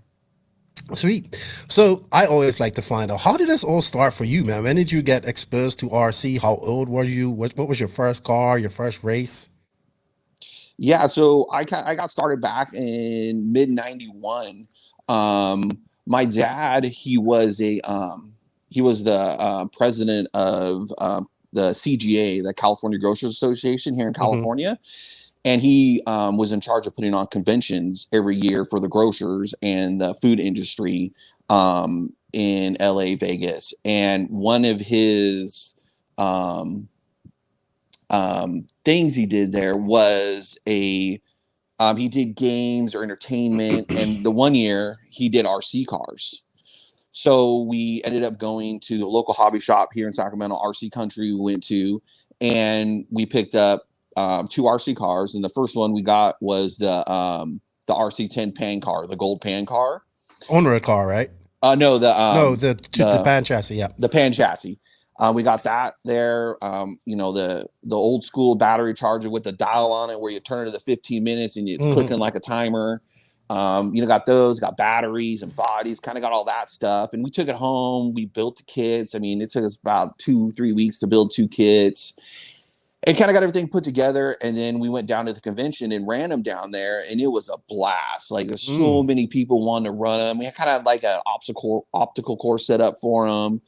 And I ran them a lot down there, and I was really intrigued by the way they worked and, just what it was all about. So after the convention, we got to keep the cars. And from there, I started just tinkering out in the street with them.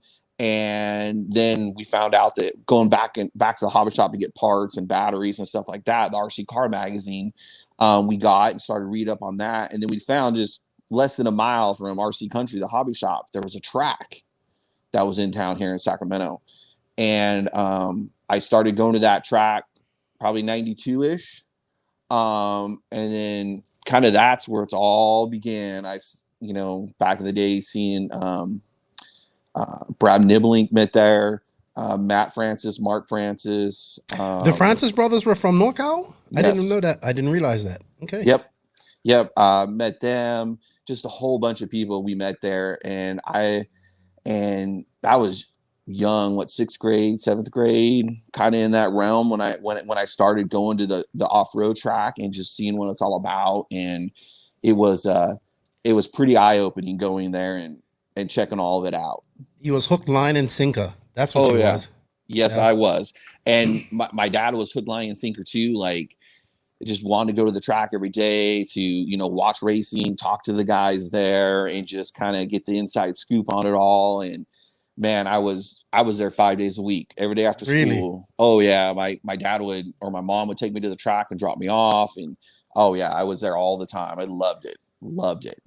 Yeah. Did you get into, that wasn't the, like, electric was still big at that time.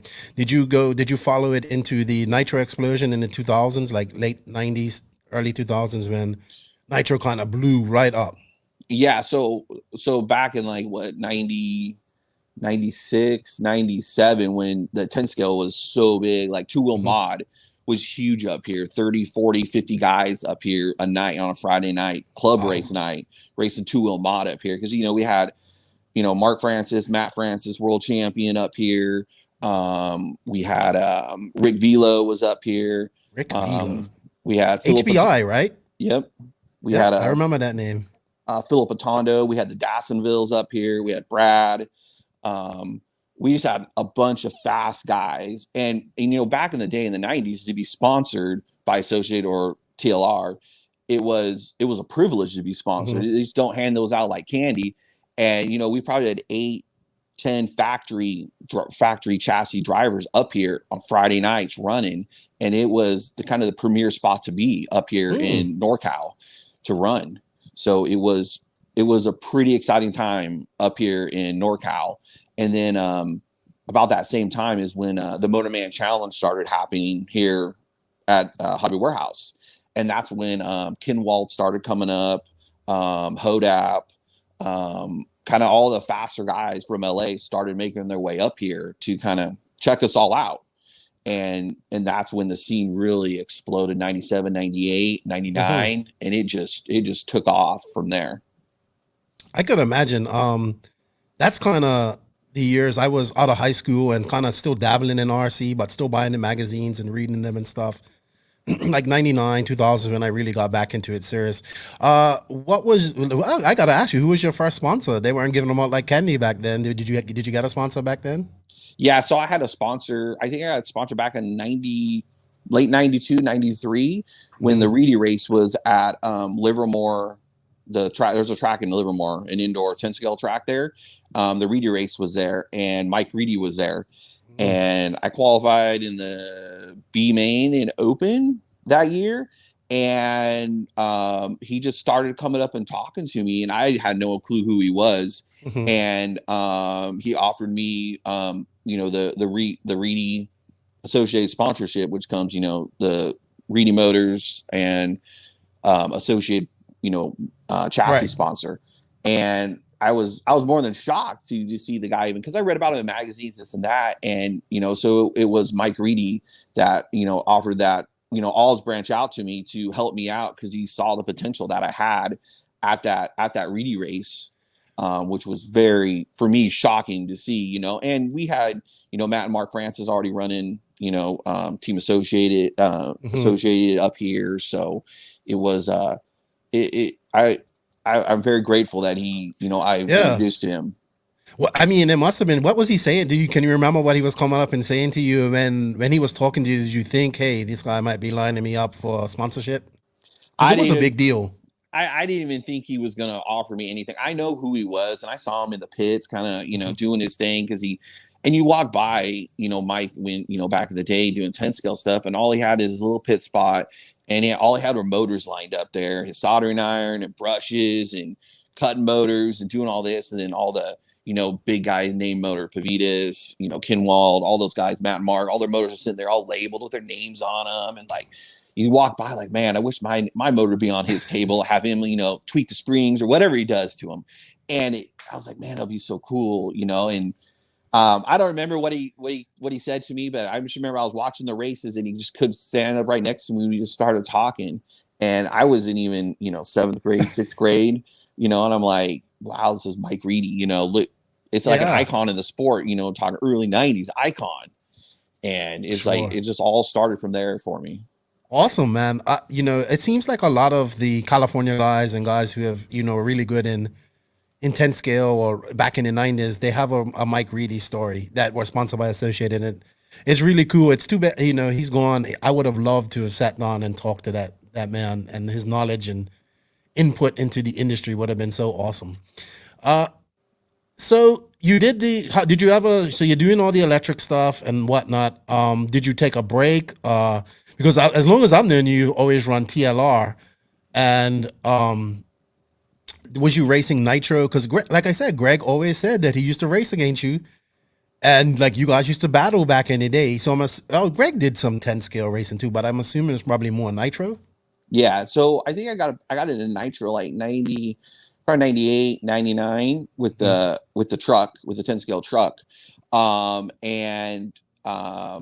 I didn't know much about it. I just kind of got it because everyone was going to the ranch pit stop for like the Norca Truck Worlds, or, you know, that those kind of races were going on down there. So I got one, and then I had Gene Hustings, you know, help me out with the motors, and then Conrad kind of helped me with tuning of the motors, kind of what it was all about. I had no idea. All I had to do was just pull the trigger and run electric. So I started racing nitro truck. Dude, I loved it. Loved it. It was amazing to run, and it was I felt that's what I really want to do, is run nitro truck. And you know, I did well down at the truck World Cup that they had down at the ranch pit stop, War Nats. I did well in the nitro. And what I wanted to do is go 8 scale at that time, but all that was out there was a Kyosho or a Mugen. And I just couldn't find the right ride. And I mean, I wasn't even looking for a sponsorship. I just kind of wanted support when I bought a car to get it up and running. And I just, at that time, they're just so far and few of the 8 scales that were out there in the, you know, late 90s. But dude, a lot of people forget that. Yep. So a lot of people forget it was Mugen, Kyosho, Offner had a few cars, and Thunder Tiger had a car. That's pretty much it. And then you had some off brands like Laro and, you know, Bergenzoni had I remember Bergenzoni. What was Bill Hagen used to run. The Chrono, all that stuff, but not on the level of Mugen or Kyosho. So gas truck. It seems like every person that raced it used to love it. Do you still own one? Do you have one of your old gas trucks? What do you think about these conversions that Ignite's doing right now? Yeah, I don't have my gas truck anymore. I do have the box that it did come in the full instruction manual. It's like in mint condition. Oh, wow. And I look at it every now and then and be like, man, that was a cool ride that I had. I know. Yeah, I really liked it. I mean, I wish I could have done it more. But I just, up here in NorCal, there was no nitro tracks up here. Cause I think the most we went to is to Hot Rod Hobbies and ran a lot of the nitro truck there. And I think that's where I met Greg, and we're on the same team with AE there. Greg and Chad Bradley. And it just kind of grew from there, you know, running that nitro truck. And I kind of started leaning more and more to running the nitro truck, or going to nitro truck events that I could, I get AE to send me to, is what I wanted. But I was really just doing 10 scale electric is kind of what I guess my specialty was. Right. I get But then the nitro truck just started growing on me more and more. And then I got, you know, Associated to send me to a couple of races, and it just kind of took off from there for me. Oh yeah, really? So what happened after that with the truck? After you got into a gas truck, when did the 8 scale finally phase in? Or like, because electric kind of died around 99. It was, you know, 99, 2000, I would say, was dying. And then 8 scale took over. Well, nitro took over. Yeah. So that was like in the early 2000s, I would think. Yeah. So probably about 2001 ish, kind of. I actually got out of RC because back then they weren't giving out paychecks. I was getting contingency money, yes, for making mains and stuff like that, but it wasn't enough to live off of. Right. And at that time, I think I was working at a grocery store or something like that, and to go 10 scale racing back in the 90s, it was once a month. You had to take a week off of work to go to these races, Florida Winter Champs, Cactus Classic. And I just couldn't keep getting the time off of work and not making enough money. So I ended up hanging it up in 2001 and getting a real job and going, just kind of leaving the RC behind. Because at that point, it wasn't really fun for me anymore to keep traveling and, expecting results. And not every time you can produce the results, because they only take 10 to the main. There are no bumps. You don't make the main, there's questions to ask. Why aren't you making mains? What's going on? So I just felt like I had to get out to get some other things going for me. And then, so about 2001, 2002, I kind of hung it all up, got out of the sport.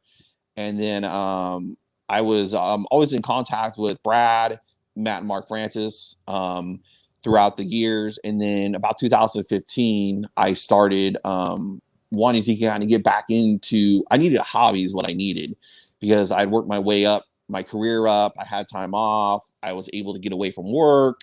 And I was like, man, I think I'm going to get back into RC. So I called Brad, Matt and Mark, and just seeing kind of what's out there, what's the scene like, what's going on, what's open. And I dabbled in a little bit of 10 scale right when I got back at 10 scale electrics. We have a local track here about 20 minutes from me. And I got back into it and kind of started, checking out racing a little bit. And I didn't feel right racing the 10 scale electric. It just with the LiPo batteries, the motors, it didn't feel like it did back in the day. So then I found out Maine was only hour and a half from me, and they have 8 scale track. And I was like, that's what I want to, kind of go up. So I reached out to Philip Atondo, which he's a 25-year TLR driver. So I reached out to him and just said, hey man, I want to get into 8 scale. What do you recommend? Kind of get his vibe on it. And he was more than willing to help me, set up and whatever I needed to get the car running. Because we know each other back from the 90s, and it was and that's kind of where all my 8 scale started with going to TLR. And I know I'm a loyal guy, and I was with AE for 10 years, 11 years, like solid AE, Reedy, Proline, all that time. And, I just wanted the support up here to race 8 scale, and TLR was what Philip was running. And that's the direction I went, because that's the vehicles that were kind of dominating up here. He was dominating with it.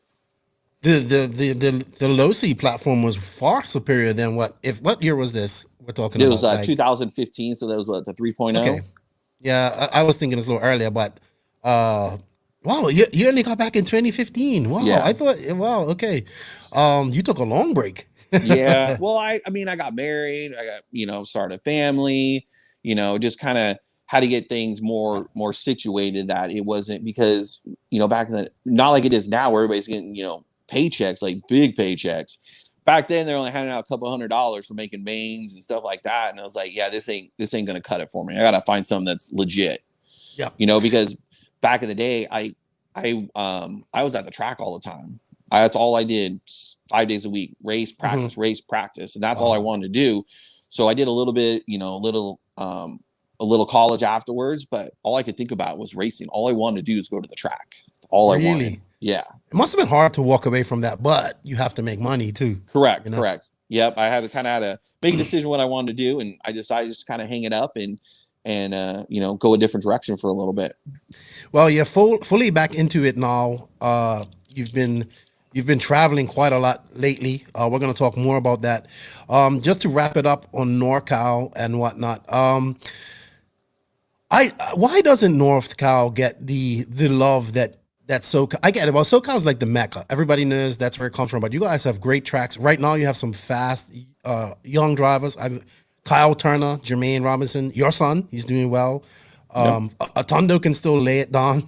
You're no slouch. Nibs, when he's on form, he can do it. And even Jonathan's really good. All the 40 plus fast guy. There are some fast guys, but it just doesn't seem to get all the love that it should. Carl and I talk about Carl Vucenek. He's like, NorCal never gets the love that SoCal gets. Why? Because you have some badass tracks up there too. Correct. I think some of it comes down to that we're just not in the main spotlight with all the manufacturers down there in LA running every weekend or a big race or just even club races. We just don't get the exposure that they get down there. And it's we stick together when we travel, go to LA, help each other out, and we root for the NorCal when we go down. And it's good to see when we have great success down there. And and we're no slouches up here. We have speed, we have the fast drivers, we have young fast drivers coming out, and it's just getting them out and exposed to LA. And yes, LA is the mecca of RC. And that's why we try to get as many of us down there to travel when we go and help out with share rides, hotel rooms, whatever we need, just to get more NorCal guys exposed to the LA market. And I want to get up to NorCal. I want to go check it out. I want to go Main. I want to go see the Sequoias, all that stuff. So good stuff. But I had no idea that Matt and Mark Francis were from NorCal. I did not know that. Yep, Matt and Mark are here from NorCal. I mean, we grew with Matt and Mark. With Matt, we grew up in the same town, Matt and Mark. And I didn't even know they lived in the same town I lived in. And at where I grew up at, there was a Jason Moberly. He lived 5 houses down from me. Didn't even know that, and he worked at the RC track. And it's just more people I started finding out that just lived in just my neighborhood, not even the town. And back in the day when they would go out and say, read your sponsorships, they read where you're from. The town of where we're from started to become well known because of Matt and Mark Francis, myself, Moberly was there. And, it just started to keep growing of, where is this place? Where do you guys all run? And that's when the attraction all started coming here to NorCal. And we had people from the Bay Area coming up here to run, 5 or 6 guys every Friday night, fast factory sponsored guys coming up here from the Bay Area just to run because we had great competition up here. Right. I need to get Matt, or Matt was the more famous one. Did they both win world championships or I think Matt won. Matt just won world championships, but Mark and Matt, they both, Reedy race champions and, 2-wheel, 4-wheel. I know Matt's ran on road. And Matt's dabbled in the 8 scale. I mean, but they got out at so young and just like, that's it. We're done. Yeah, but I think they saw the writing on the wall too. It just back then there just wasn't enough support, like money support to support that as a real job. It was kind of here for fun, and we do it for our hobby. We make a little money, but we all had jobs on the side that we had to like fully do. But getting the time off of work to go do these races, it just was agonizing to get off of work. Begging your employer, please let me go. I gotta go. And it was rough. Greg always said when he was on the Kyosho team, if you didn't make the A final at a big race, you would get bumped onto the B team. So that was some cutthroat stuff back then. I believe it. And they start asking questions back then, top 10, you're not in the top 10. They come up, why aren't you in the top 10? Why didn't you make the main? What's wrong with your car? You need to make the main next race, next week, next month of Florida Winter Champs. So much pressure. Oof. Oh, and that's why I think I got out in 2000. It just wasn't worth it for me because I was taking my vacation time from work to go do racing, which isn't a vacation because now I'm getting pressured to do well. It's just like I just had to get out. It was too much. Well, now you're back in, and you're older. You're doing it with your family as well, and now you're actually in the business. You have 2 businesses going at the moment. You have your carbon fiber company. I'm not sure of the exact name. Pro Performance, I believe it's called. Yeah, so it's called Pro Performance RC. Short, we call it ProRC.shop. Is our carbon fiber company that we have. Okay, well let's talk about that. What makes your carbon fiber better than others? I know it comes in multiple colors and whatnot, and you guys have pretty much got every vehicle so far out there on your list. So we kind of started that almost a year ago, about 13 months ago. We started. Brad Nibelink and I. We kind of, when the COVID thing kind of hit, we kind of sat down and started talking about, what can we do to these cars to make them better? And, we're looking at the TLR 8 scale car and be like, what can we do to make this better? And we're, you know, and we started talking about this, what, DNC 2019. Okay, yeah. Start talking about, you know, we can make carbon shock towers and make these extra camber link holes, which we think the car may need it or not. And we're like, man, we can find somebody to do carbon fiber. And so we had a we had a guy that could do some drawings for us, and he did some drawings, and it just kind of all started from there. And then we're kind of thinking, like, you know, everybody sells carbon fiber. What's going to make us different selling carbon fiber? And we came to the conclusion that we're not just going to do a carbon copy cut of, you know, say a shock tower. We want to put extra holes. We want to put option items in the part to make it different. You know, they may not work, no, but you have it to try it at least. And Brad and I, when we look at parts on the shelf, or, you know, if they have different items, different holes, different locations, we're all about that. We're like, well, I'll buy it just to try it, because who knows if it's going to work or not. We don't know what, you know, Mugen, TLR, Kyosho, all those guys have been trying, all the R&D department. We don't know. So we're going to try it. We'll bring it out. If they like it, they like it. But we found, I have a local guy here that does all my carbon cutting, and he was able to get colored carbon fiber. And I was like, that's going to be the key. Colored carbon fiber it's going to make it or break it, because everybody sells carbon. We found out when we started searching for it. So it was the color carbon fiber, is what we offer. We have about 5 or 6 different colors we have. It's a 7K weave. It's a tighter weave than the regular 3K that a lot of the manufacturers come out with. So it's a little bit stronger. We make different thicknesses in, you know, shock towers. Instead of a 4 mil, we make them a 5 mil. And we just have that extra option to the shock tower, whether it's raising the wing up, you know, 7 mils or 10 mils, or able to, you know, move your camber links in different locations that the manufacturer doesn't offer. And, you know, we did all of the,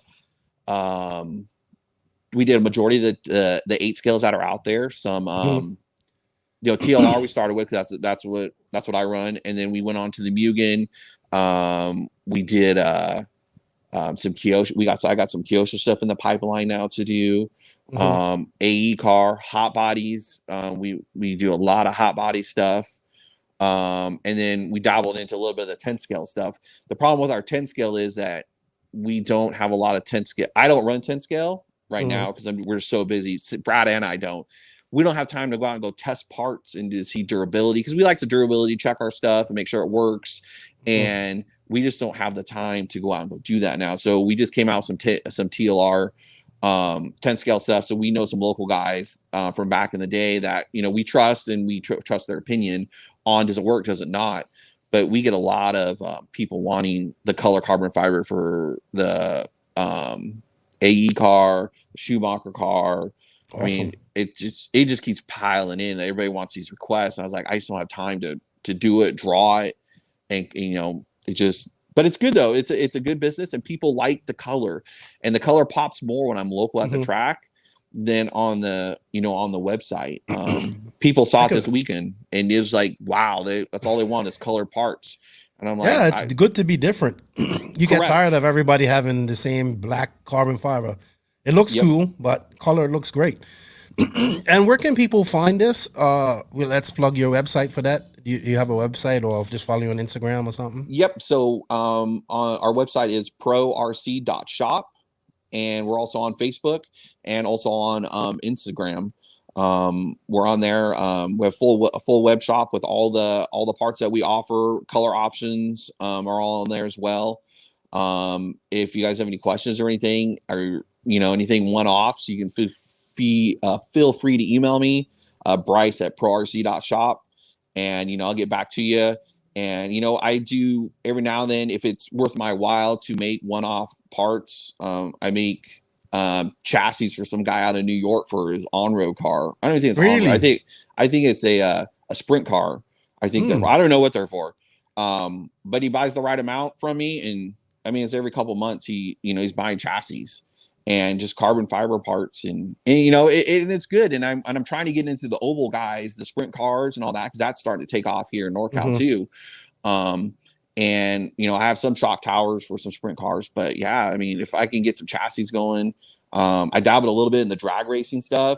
making some wheelie bars. I mean, bead locks for the rear wheels, and just so many people now are getting into the. Oh, it's so saturated. That Correct. market's flooded with different option parts. It's crazy. So I decided to kind of leave that stuff alone and just focus on the off-road stuff. I'm trying to get in some on-road. I have some Mugen items for the Mugen Nitro Sedan and the 8 scale. I have some Infinity stuff coming out. Oh, really? For the Infinity I cars.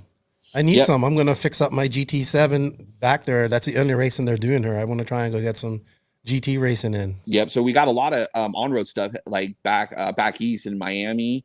Back in that part of the country now with Infinity. Got a lot of Infinity's items going out for some drivers back there. So sweet. Are you making parts for the GT car, like the one based off the buggy for the Mugen car? Because that's real popular. No, I'm only making them for the GP car, the Nitro Sedan. Okay. The 10 scale Nitro Sedan, and then the 8 scale Nitro. The F1 class. Yep. Cool. The expensive F1 class. That is right. Class is expensive. I find out that the guys that run on road, they're all about carbon fiber. They want different thicknesses. They want different colors. They want to stand out from their competitor who's next to them with the same car. So I'm all about, I'll make it for you. If I could sell enough of that part to make it worth my while to draw it and bring it in, I'll make it. If I don't, then I'm not going to make it. It's not a good business decision for me to do. Exactly. Hey, time costs money. That is true. Okay. All right. So check them out at Pro Performance RC to get your carbon fiber needs. But recently, you've thrown in the last 6 months, well, I knew about this last year, like everything that sneaks up on me. But I thought it was out of SoCal, so I was kind of wondering who it was. But then I found out it was you guys up there in NorCal. Lugz Racing Tires. You've joined the... I like to call it the tire mafia because it's definitely probably the biggest consumable that we have in RC is tires. Next to nitro will be fuel and clutches, but definitely tires is probably the biggest consumable. Everybody needs them. You can't win without them, and I like to say it's the best excuse for a guy that loses. I was on the wrong tires, but you've gotten into tires, man. When did you guys decide to do this? How did it come about? And just tell us how that happened. Yeah, so we have the carbon fiber thing kind of going on, and I was going good for about two or 3 months, and then we got wind of Proline being sold to Horizon, and Brad and I started kind of talking about it, and we're like, well, what do we think is going to happen with Proline going to Horizon? We're Horizon drivers, TLR drivers, and we know how the teams ran. They're ran like a business. And we're like, well, we don't think Proline's going to keep going to the tracks, and we don't, AKA's not going to the tracks. So I go, it would be a perfect opportunity for us to start a tire company and go to the tracks, sell the tires trackside, and be there for that trackside support, which we don't know if Proline's going to do it or not. And we were, him and Han over it, and Brad and I were sitting there, just one night, and we, like, hey, I think we can get something done. Let's, find some tread patterns we like. We got a guy to draw it, and that's kind of where we came out. We had, the two most popular tires that Brad and I think of that are out on the market right now are the J Concepts Reflex tire, and then the Proline Whole Shot. So those are the two tires that we looked at for a couple of weeks, kind of just examining pin size, how's it constructed, the finer details. Is it a, 18 pin across? Is it a 15 pin across? Connecting bars, kind of what's going on with it. What makes the tire work? The inside of the tire, does it have extra ribbing? Is it, flat on the inside? What makes it work? So Brad kind of took the ball with the tire program and kind of got it going, kind of did the extensive research on the rubber compounds, just, the overall construction of the tire, and it just kind of all, snowballed into one. And, the brand of Lugz Racing was kind of born. I think the, I would say the mastermind behind it is Brad. Brad's the guy that came out with the tread design, the rubber compound. We collaborated on it all, and kind of the direction that the Lugz was going to go, because I was busy doing pro, selling carbon fiber. And so we kind of had that going on, and now it's just kind of, it's taking off now. And what we want to do is be up there with the big three tire companies. And I think, with our business model, we have trackside support.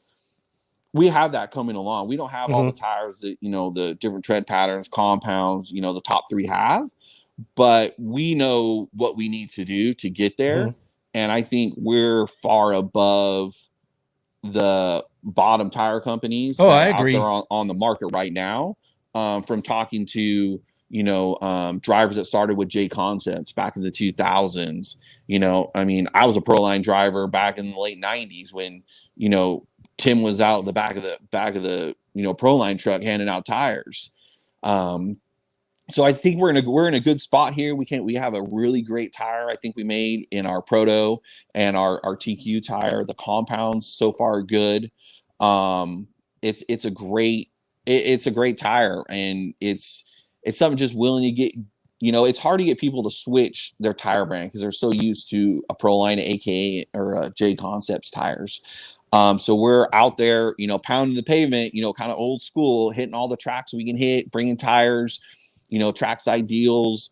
And then at the end of the weekend, we give all our used tires away, whether it's a factory, Proline driver, AKA driver, J Concept driver, just a newbie. We give the tires away to any local driver. And just get them out there. We're just trying to get the brand. They got one runs. Maybe we have a couple of new sets we glued up just so we can, make weight getting home on the plane. But we want people to try them. And I think that's going to be our way to get people to try the tires. And once people try them, it's kind of eye-opening. They're like, wow, this is a really good tire, And we're like, yeah, we've been telling you guys this for, months, that these are good tires. It's just getting people to change. Exactly. Break the mold they're in. And I know they're in contract, and I fully understand all that.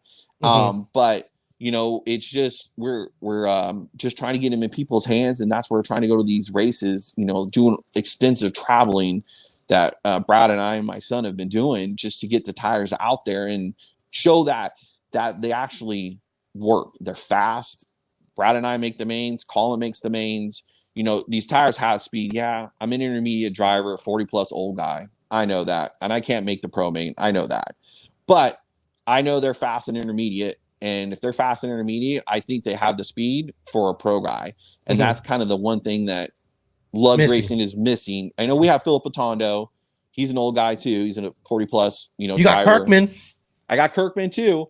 Kirkman's no slouch. He's not a pro driver, but he's no slouch. Correct. So we have those drivers, and it's just going to take more time for him. I mean, Kirkman's been performing well in LA. He's been doing some club racing, testing with that Tekno car. We had a good DNC performance with him. Silver State was good, and it's good to get our tire on different cars too, just not the TLR brand that we race for. We have Jonathan Hernandez running the Mugen car, and then we have Kirkman running the Tekno car. And just kind of getting some different cars running and just getting feedback, because not every tire is going to work the same on a pillow ball car versus a C-hub car. So we want to bring out a tire that's going to be very universal on every car, and it's going to work well so we can expand our team when we start growing more. And we're already growing just from going to these races every, traveling once a month now. We're getting people signed up on the team, more people are buying them, and we go to the tracks, and the people now are starting to hunt us down instead of us hunting them down to sell tires. That's so awesome. And I think one of the biggest compliments we had this weekend up there in the Pacific Northwest up there was Tyler Wonders, the Tekno driver up there. He was I'm good friends with him, and he knows we do tires. And on main day I went up there to kind of talk to him, and he's like, you guys' tires is spreading like wildfire up here. He goes, everybody's coming over to me asking me about tires. What do you think about Lugz? Is it a good tire, this and that? And I'm like, it's starting starting to snowball, and and that's what we need. That's what we need. Yeah, I have to agree with you. Out of there's quite a few. All right, you have your few. You have obviously Proline, JC, AKA, and then I would say Hot Race. are your four major brands. Hot Race not as big as AKA and Proline right now, or J Concepts. J Concepts, you know, I think that Drake was a pure business decision because he needed somebody, you know, they needed somebody on the West Coast to get a foothold out on the West Coast. AKA is, I'm not trying to talk bad about them, but like, you know, AKA we thought at one point was going to be out of business, and they're still here, like, and they're still making tires and stuff. So it's definitely room for companies in the tire game. And I would say, like, you have your other brands like VP Pro, I think of it as Sweep and all that. They have been around for a long time. They're popular in places, but you guys kind of are doing it right. You traveled to the Southeast. You traveled a lot to the Southeast, which means a lot, going down there and shaking hands and meeting the people down there because it's South and they like the hospitality. And yeah, it's good stuff, man. I think you guys definitely, like, and I mean, not just because you sponsored the podcast, but I see you guys putting in the work. You know what I mean? And not just putting people in the team and saying, "Hey, run our products." That you're going to these races and you're getting yourself, you're sponsoring these races. You're getting your name out there, and that's exactly what you need to do. I don't know if you can see this, but we have, I think these are the TQs up here. Yes. Yep. So I wanted to ask, is there anything different about these tires compared to others that stands out? Like, is the carcass a little bit different? Is the inside rubber, like you know how they have the carcass and the inside different sidewalls? Did you guys go do all of that? Why this pin pattern? It looks, I'm sorry, I can't really see from here. I need to probably put it up here. It's like it looks, is that individual pins or are they connected? That's what I'm. So they're Right. so they're connected. So the pins are connected. So between our Proto and our TQ, the pin side. So actually the pins are called Lugz. So that's how we kind of came up with the name Lugz Racing. So the Lugz from our Proto and our TQ are almost identical size, but on the TQ they're staggered.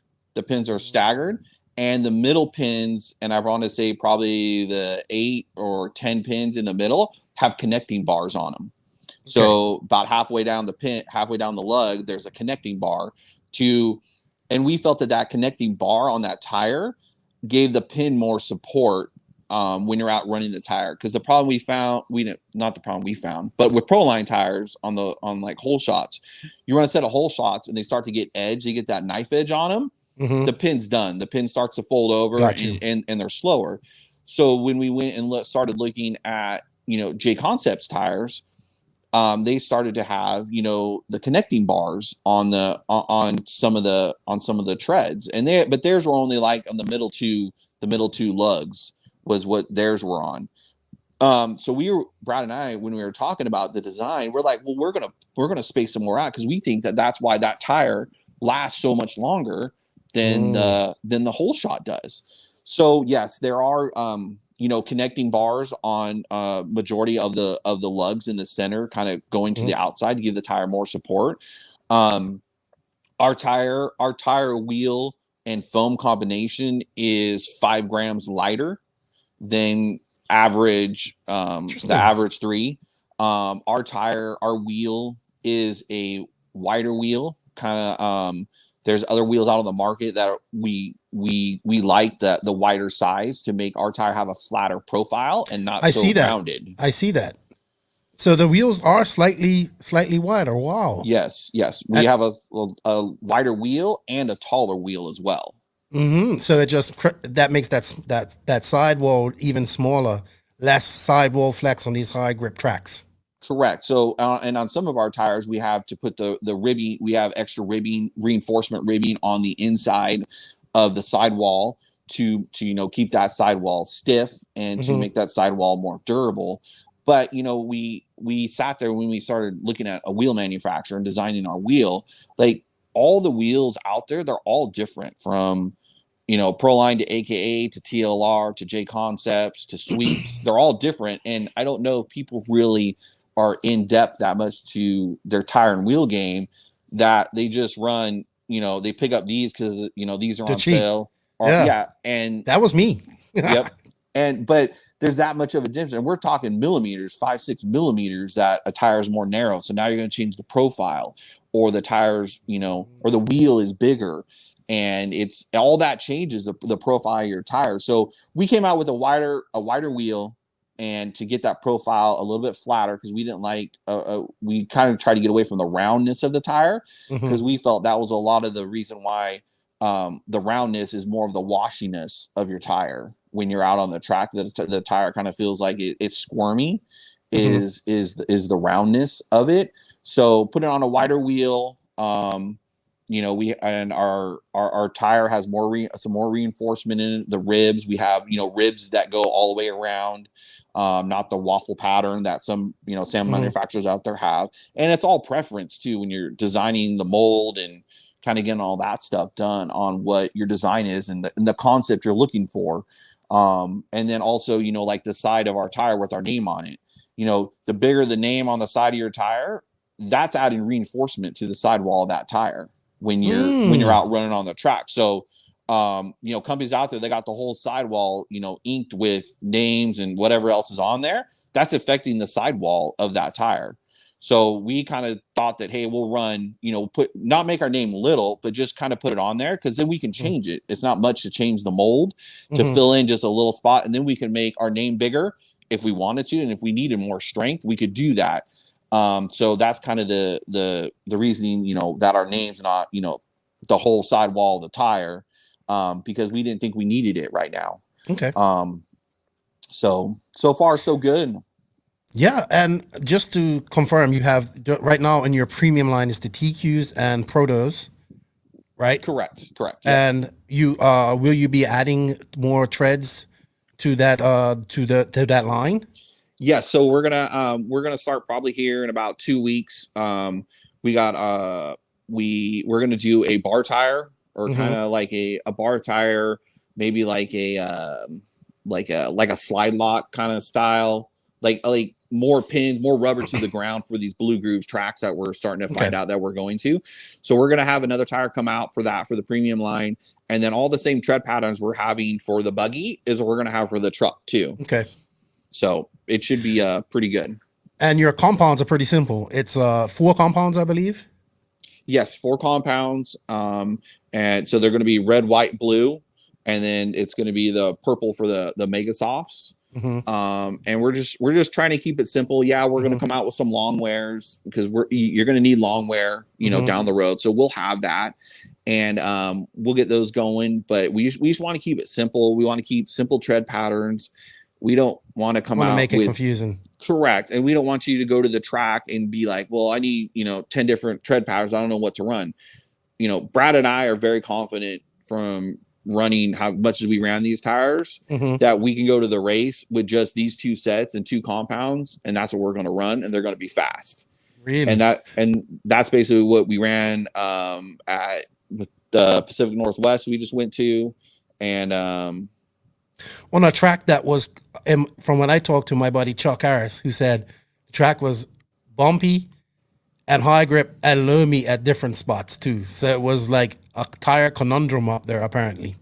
Correct. Yeah. And I mean, guys were running, anywhere from slide locks to zip downs to, I think, Cosmos or rehabs they're running.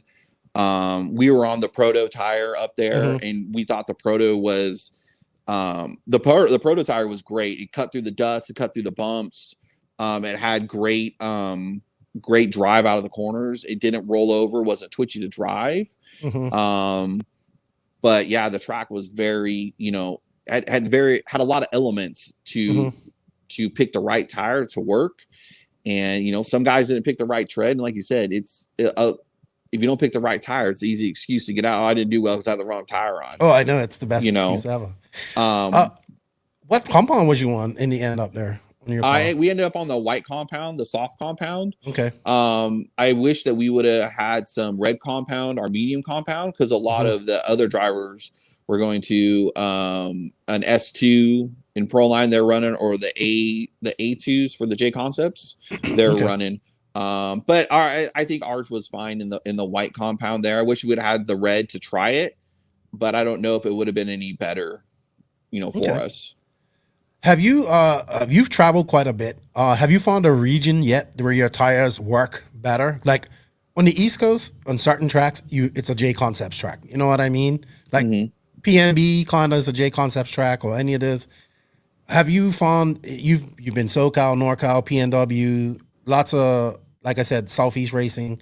I don't know where else you've been. I don't know if you've been Texas or anything. I can't remember, or Midwest.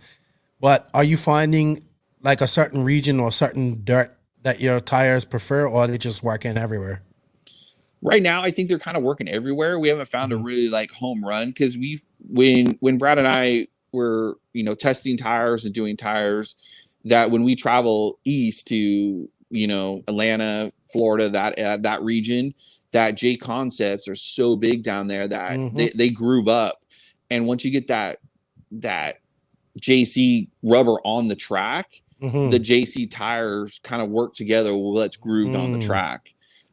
So yeah, it's kind of a JC country down there for them, and our tires worked well there. I'm not gonna say they were horrible, but I think when we're out here on the West Coast and when our tracks don't groove up here, they're kind of loose, they're kind of loamy, they get watered, they're rough. I think our tire stands right up there with the three. I have no problem committing, our tire to a top driver and saying these will work, try them. And and we have it with Philip Atondo. He's running up here in Chico, and we're going to take him to JBRL here coming up in a couple weeks to LA, and kind of we're hoping to put a little proof in the pudding here to say, hey, here's a pro driver that's running our tires, that's hopefully going to make top 3, top 5, and say, hey, these have speed, and open people's eyes to be like, wow, pro drivers running their tires and doing well. Because like I said, I'm an intermediate driver, and it's the same thing with us with JQ Racing. We just don't have that pro. We have Joseph, and that's it. Like we always needed that guy to put the car in the top 3 at these races, or top 5, and we just never had that. So I understand that. I feel your pain on that one. I remember you were saying that you're going to sell as a set of 4 only, correct? Still going that way? Yeah, we're still going that way. We thought when Brad and I were talking about designing tires, what's the biggest misconception of tires when we go order tires? And I was a pro line driver for a long time, and I hated going in there, and I got to order in sets of 2 everything. I got to order 4, 6, 8, and and sometimes only got 9 sets in stock. And I'm like, why do you only have 9? Like, who buys one set? Who buys 2 tires? And Brad and I are like, let's do something different. Let's, get a bag out there that has 4 tires, 4 wheels. They sell wheels in sets of 4. Why don't they sell wheels in sets of 2? So we're like, remember when they used to sell them in sets of 6? There's often wheels. Oh, that was a pain. Wheels. Yeah. Yep. So we wanted to be different. And I think that's a way that we're gonna stand out. We sell ours in a set of 4. But I think what we're running into is people's mindset when they buy tires, because they look at our sticker price and they're like, wow, it's $48 for a set of tires. That's expensive. But they don't put it together and be like, that it's 4 tires, and an average tire on the market now is $25. So you're $50. Right. And they're like, well, we're not gonna buy the tires because they're too expensive. Well, why? But they don't, think that, oh, you get 4 tires, and it's the same deal. I don't understand it either. You buy 2 at $25 or whatever. I know sometimes it's a little cheap at the track when Proline or AK pulls up the truck, but trust me, this is RC, and I know that sometimes people are just so accustomed to things that change is hard. Change is difficult. We're seeing that now, because I think that's some of our of our questions we're getting on emails and Facebook of like, hey, these tires are really expensive. What's going on with them? And we have to explain to them, you get 4 sets of tires, and everything's sold in sets of 4, and that's how we want it. We want to be different that way. We did see another manufacturer, I think from overseas, Europe somewhere, that's doing the set of 4s too. They just came out with selling tires in 4s. So I think it's going to be something that's going to start to pick up here. Sure. Why not? Econ line.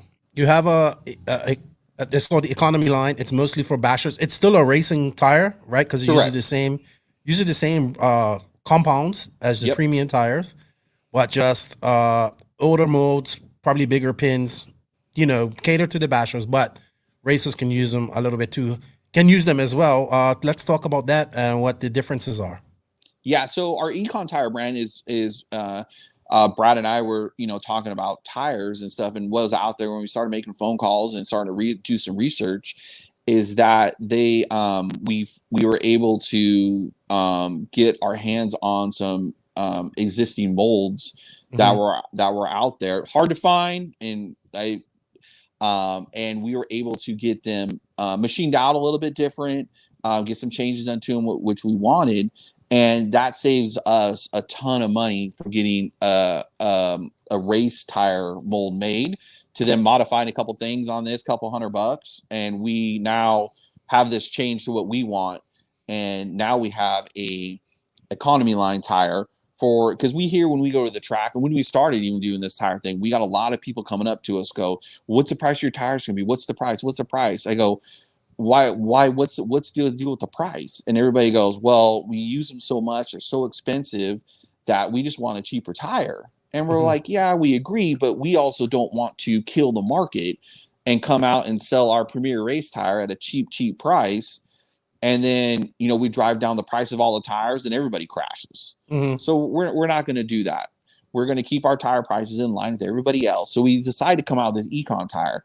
Yeah, it's a basher tire, and it's also a race tire. We feel that can be used to race out. It's a bigger lug tire, and it's for the guy that wants to go out and go pound it in the street. Great, go in the grass, go to the park and go run it.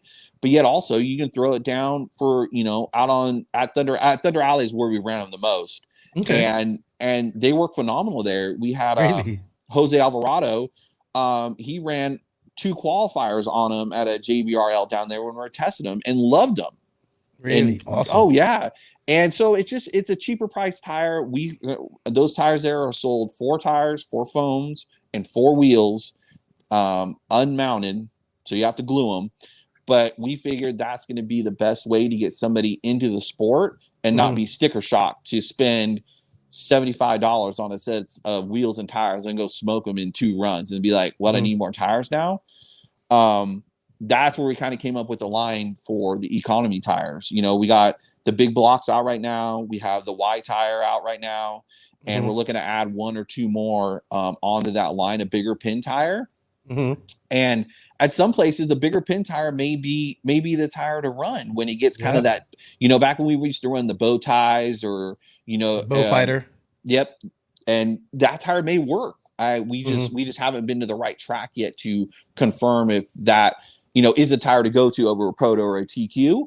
But I mean, Jose Alvarado proved it to us that, hey, he ran him and he did well in his qualifying run down there running them. And, so we're trying to push those onto the new racers. So they're not sticker shock, because you're already sticker shocked when you buy a nitro car or an e-buggy. How much you spent, you don't want to spend another, so much more. Now you're on here getting, a premium compound in a bigger lug tire that's going to last you all day to go practice, maybe 2-3 days to go practice. And it's a quality product that's out there. And you just need the one tread pattern, maybe a compound or 2, and you're good to go. And you can spend your money on other things and worrying about burning your tires down in 2 runs because the track's super dry. Did you try them at Silver State?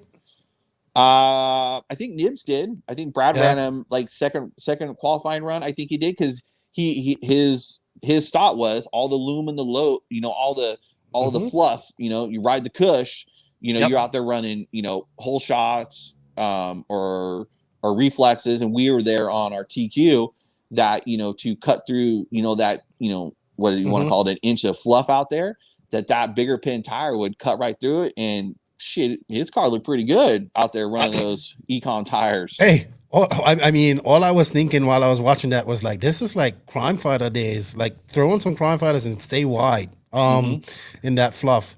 All right. Let's talk about the future of Lugz. You've been traveling. I did not know about the wheels. That's interested me. It's kind of like 16 millimeter shocks. Everybody thinks 16 millimeter shocks are the exact same size, and they aren't. They're all different sizes. What can we expect from Lugz? Are you guys going to be traveling more this year? I assume you're going to more of the race time events as well. Yeah. So we're going to be traveling more. kind of our I want to say our busy season is kind of is starting to ramp up. Our next event we got on ours is we're going to head down to the opening round of JBRL in Victorville. So we're going to hit up that race there. And then we possibly might be back the following weekend at Victorville again for that memorial race for Timmy T. And then in July, we're Pacific Northwest we're going to. We're hoping to hit up either Pacific Northwest in August, or we'll go to Wicked Weekend. Wicked Weekend. Yep. We got Wicked Weekend. Yeah, we're going to try to hit as many races as we can get to. Either Brad or myself will go. And we just want to support, the drivers there and show that the tires are working. We got the mobile hobby shops back east, the ones that go to all the race time races. We got them carrying our tires now. Our tires and wheels are available through the mobile hobby shops that are there. They're going to have all our compounds. Right now, we only have the white. We have white. We just launched the blue compound last week before we went to the Pacific Northwest. So we have some the super soft compounds are available now in the Protos and the TQs. And then we're getting red compounds here in about 2 weeks. So we'll have the stiffer compounds. And then we're gonna have the truggy wheel, the truggy tires will probably be coming out here. I want to say in about 30 days. Okay. We'll have those available. And then we're always looking for new things right now. We're doing so. We have some glue we're testing, some wheel wrenches we're testing, some bodies. We've had some sample bodies come to us that we're testing that. And tire foam. We got different tire foam possibly coming as well to try out. That was my what do you see the future of RC tires? Any more innovation? Like I said, the wheels was something that I didn't know about. I mean, it's obvious that they're not the same size. Foams, you got, even just tires themselves, like carcasses and whatnot. You guys kind of just getting started in this, but you're well ahead, thinking ahead, and you've got many years of knowledge behind you with Nibs and all the guys that are helping you out yourself. What do you see in that? Like, are we going to see some more innovation probably out of you guys, or just out of the tire companies period in RC? I think the tire companies are, I think for us, I think you're going to see a lot more innovation coming out, whether it's different compounds in different shores and different types of rubbers that are mixed together to get your tread compound to make it raceable here in the US. I can see that coming. I can see different style wheels. I can see wheels coming with offsets, because some truggies out there run offset wheels, so not everybody can run a standard wheel with their trucks. Okay, I almost want to guarantee it that an offset wheel will be coming for the buggies, and different tuning option. A tuning option, correct. Instead of offsetting it with your scrub radius with your hubs or spacers or whatever, now you're going to be able to get wheels with a +5 offset or whatever you're looking for. And then I think another thing Brad and I are working on is different things to balance your wheels out, to make your wheels heavier. Sometimes you want that lightweight wheel, yes. But there's other times you want a heavy wheel to get that more traction, to get more bite on those loose, loamy tracks. Really? Yeah. And then I just think it's overall construction of the tire. I think it's gonna be something coming down the line that's gonna be something that's gonna be pretty mind blowing once it comes out of the tire. But it's endless possibilities with compounds and mixing different rubbers together and vulcanizing stuff, and it's going to be very eye-opening to what we come out with compared to the big three that are well established and they got good products, and we just don't want to be stagnant. We want to have something different and something that's going to be that we design, that it's our rubber compound, our design, 100% us, and we're backing it, we're running it, and we're not taking Proline tires to the track for us to run our AKAs or J concepts. We're taking our tire. That's all we've taken in the last 2 months is our tire. And that's what we run. And we believe in our tire. And we're just going to get people on board to believe with us. And that's why I said, like, at the races, we give away all our used tires. Anybody want to try them, give them away. And any flack from the big three that you used to be a part of now? You get different looks from them? No, competition. not different looks. I just, it's tough for Brad and I to be, we are, factory TLR Horizon drivers. Right. To be, sponsored by Horizon that owns Proline, which Yes. is a different, umbrella company of Horizon, Yes. but owned by Horizon.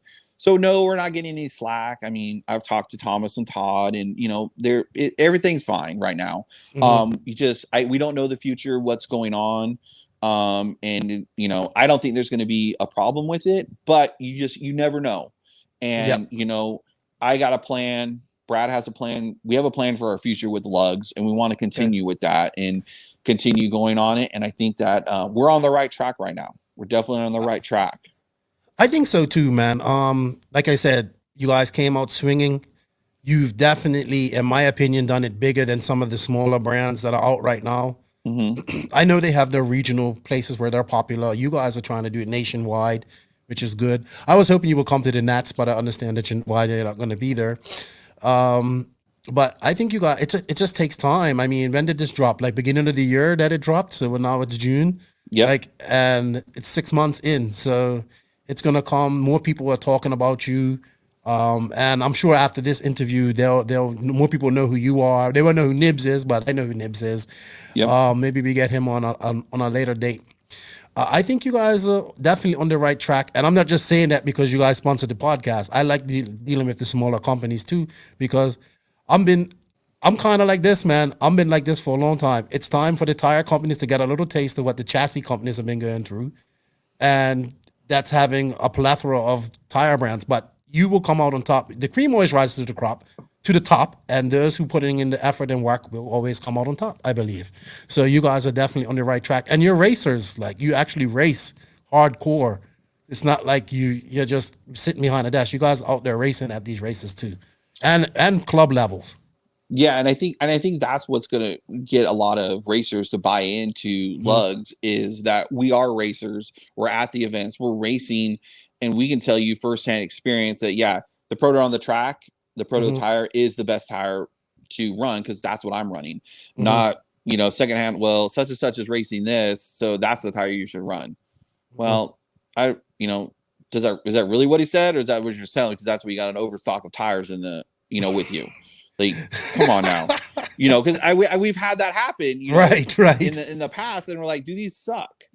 But us being firsthand racers telling you that information, or go look at my car, that's what I'm running, right? Or on the starting grid, how many people this weekend came up to Nibs, my car, Colin's car, and looked at our tires. What are you guys running? What compound you running? And believing that how they actually are running those tires up here, and watching the tires and saying, after we come off the driver's side, dude, you guys' car look good, good tire wear, didn't look twitchy, and just getting feedback just from regular racers out there, about the tires. And, then they walk over with us, pick up a couple sets, and they're in the same boat saying, these are good. We want to support the little guys out there, the local companies that are trying to start up and trying to, make the sport, not so just connected to the big three, because we want something different. Something different than them. I like that you call this a sport too. Not a lot of people like to call it a sport. I hate when they call it toy cars and not a sport, because it is a sport, not physically, but it's a sport. Correct. Also, man, I love the enthusiasm. I'm upset that we didn't really get to link up at Silver State because I didn't come. I gotta get me some Lugz gear as well, a hat and a shirt, hopefully. So people can purchase your tires. They can they contact you or Nibs on Facebook, or just go right to your website, which is www.lugzracing.com, I believe. Yep, that's it. Yeah, they can go on to our Facebook.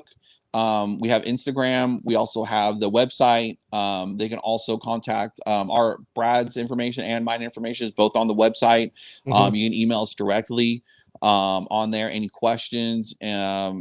Kind of anything, we're open to it. Just shoot us an email. You're looking for an event, some raffle prizes, event sponsorship. Feel free to look us up. We're willing to send some stuff out there to get our name out there and get our tires at the track, or even in your local hobby shop. Yep. We're getting tires now into Texas. I know Texas is very heavy, aka brand out there. But we're getting, have a guy out there now that's pumping tires. I know Jeremy. Yep, Jeremy's pushing the tires. Yep. He was just at El Paso this weekend. Yeah, SCRC. You know, Yep. and he was out there pushing tires, and he sold a good amount of tires out there for us, and just building the brand, and just and that's all it is having the tires available at the tracks that don't have hobby shops. And you go to the track and they don't have anything for that racer that ran out of tires, forgot his tires at home, and then they're coming over acting all the factory guys. Hey, could you have any tires I could buy from me? Well, of course they're going to say no. I don't have any tires to sell because I can't sell tires. So that's where we want to be. And like, yeah, we're here to support, and we want to have kind of regional team guys like we do, like Jose Alvarado down in kind of the LA market. We have Jeremy in Texas.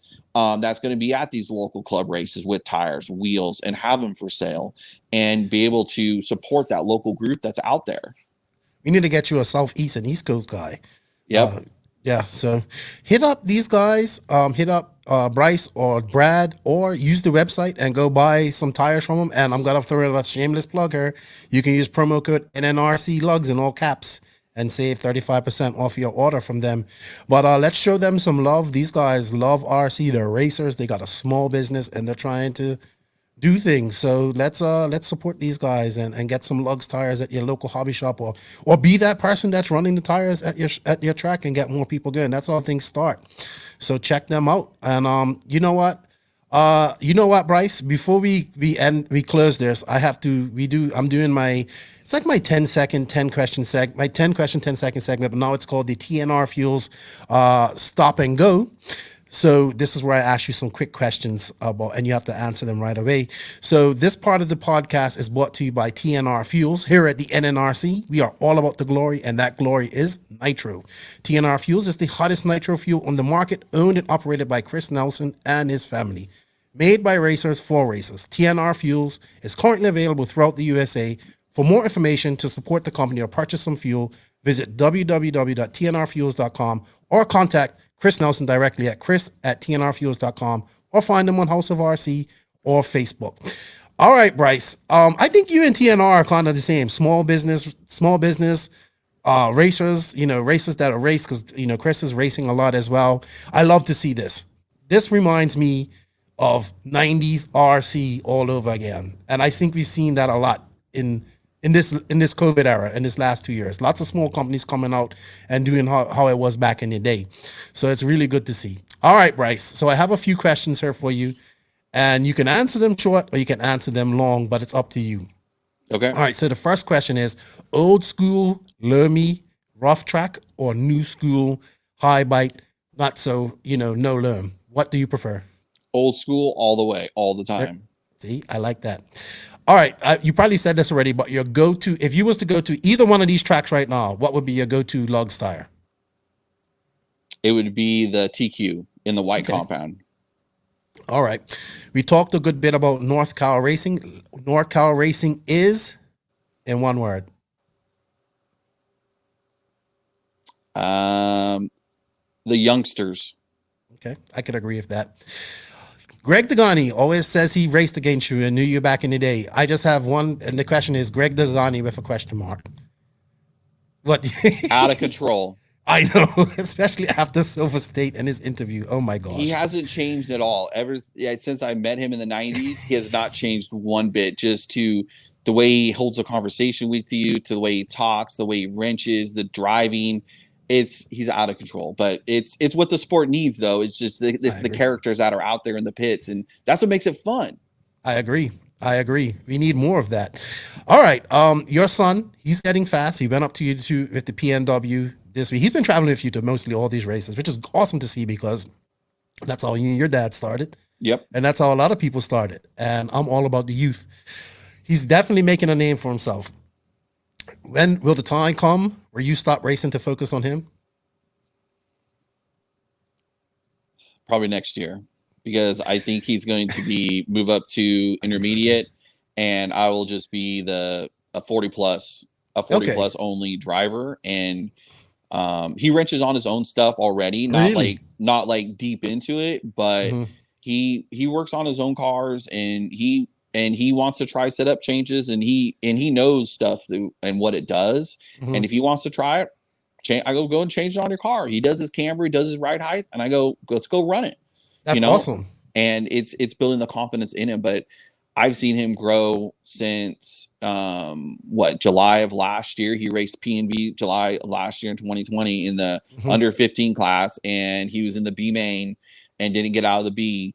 And till now, I mean, we went back to P&B 9 months later, and he straight just killed it. I mean, yeah, he ran away with the truggy. We had a problem in the buggy B and the buggy A main. But it's only time coming that he just needs to he'll put both classes together, and it's cool to listen to on the headset talk during the race. And, he gets really pumped up for it, and he's all about racing.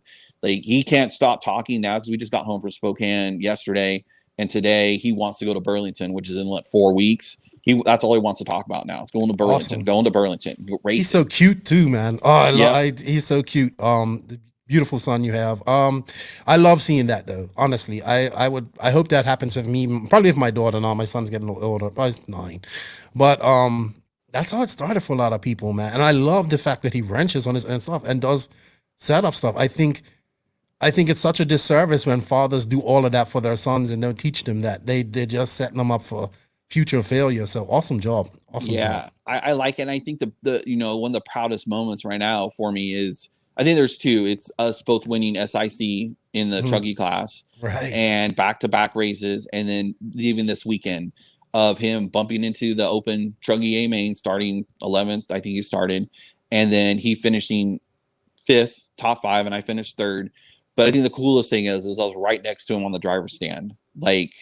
Awesome. Just having him there next to me, I could, I had my headset on my pit guy, and so did he.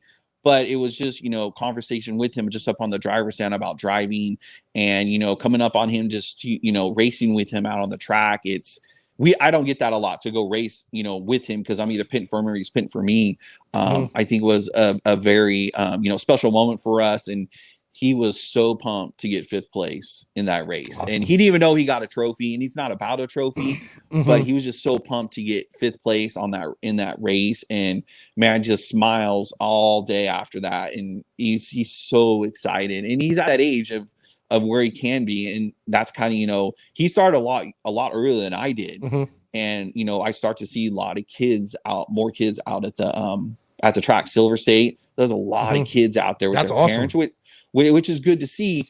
And then, some places you go, there's not a lot of kids, and, it's kind of worrying for the sport. But, it's a special time for him and me to travel, go to these races. It's RC cars, and, there's a bigger picture with school and other stuff that needs to be done first. But if he has a goal of wanting to do RC, he needs to do the school, and he understands that at a young age that he already is. How old is he? Just curious. He's 10, and he'll turn 11 in July. Okay, so he's like 2 years old. My son goes 9 next week. Yep. But he's 9 going on 18, he thinks. Good, man. I love to see that, man. I can see the pride when you talk about him too. So keep up the good work. All right, gonna throw you under the bus. This one, best track in NorCal. CVR. Okay.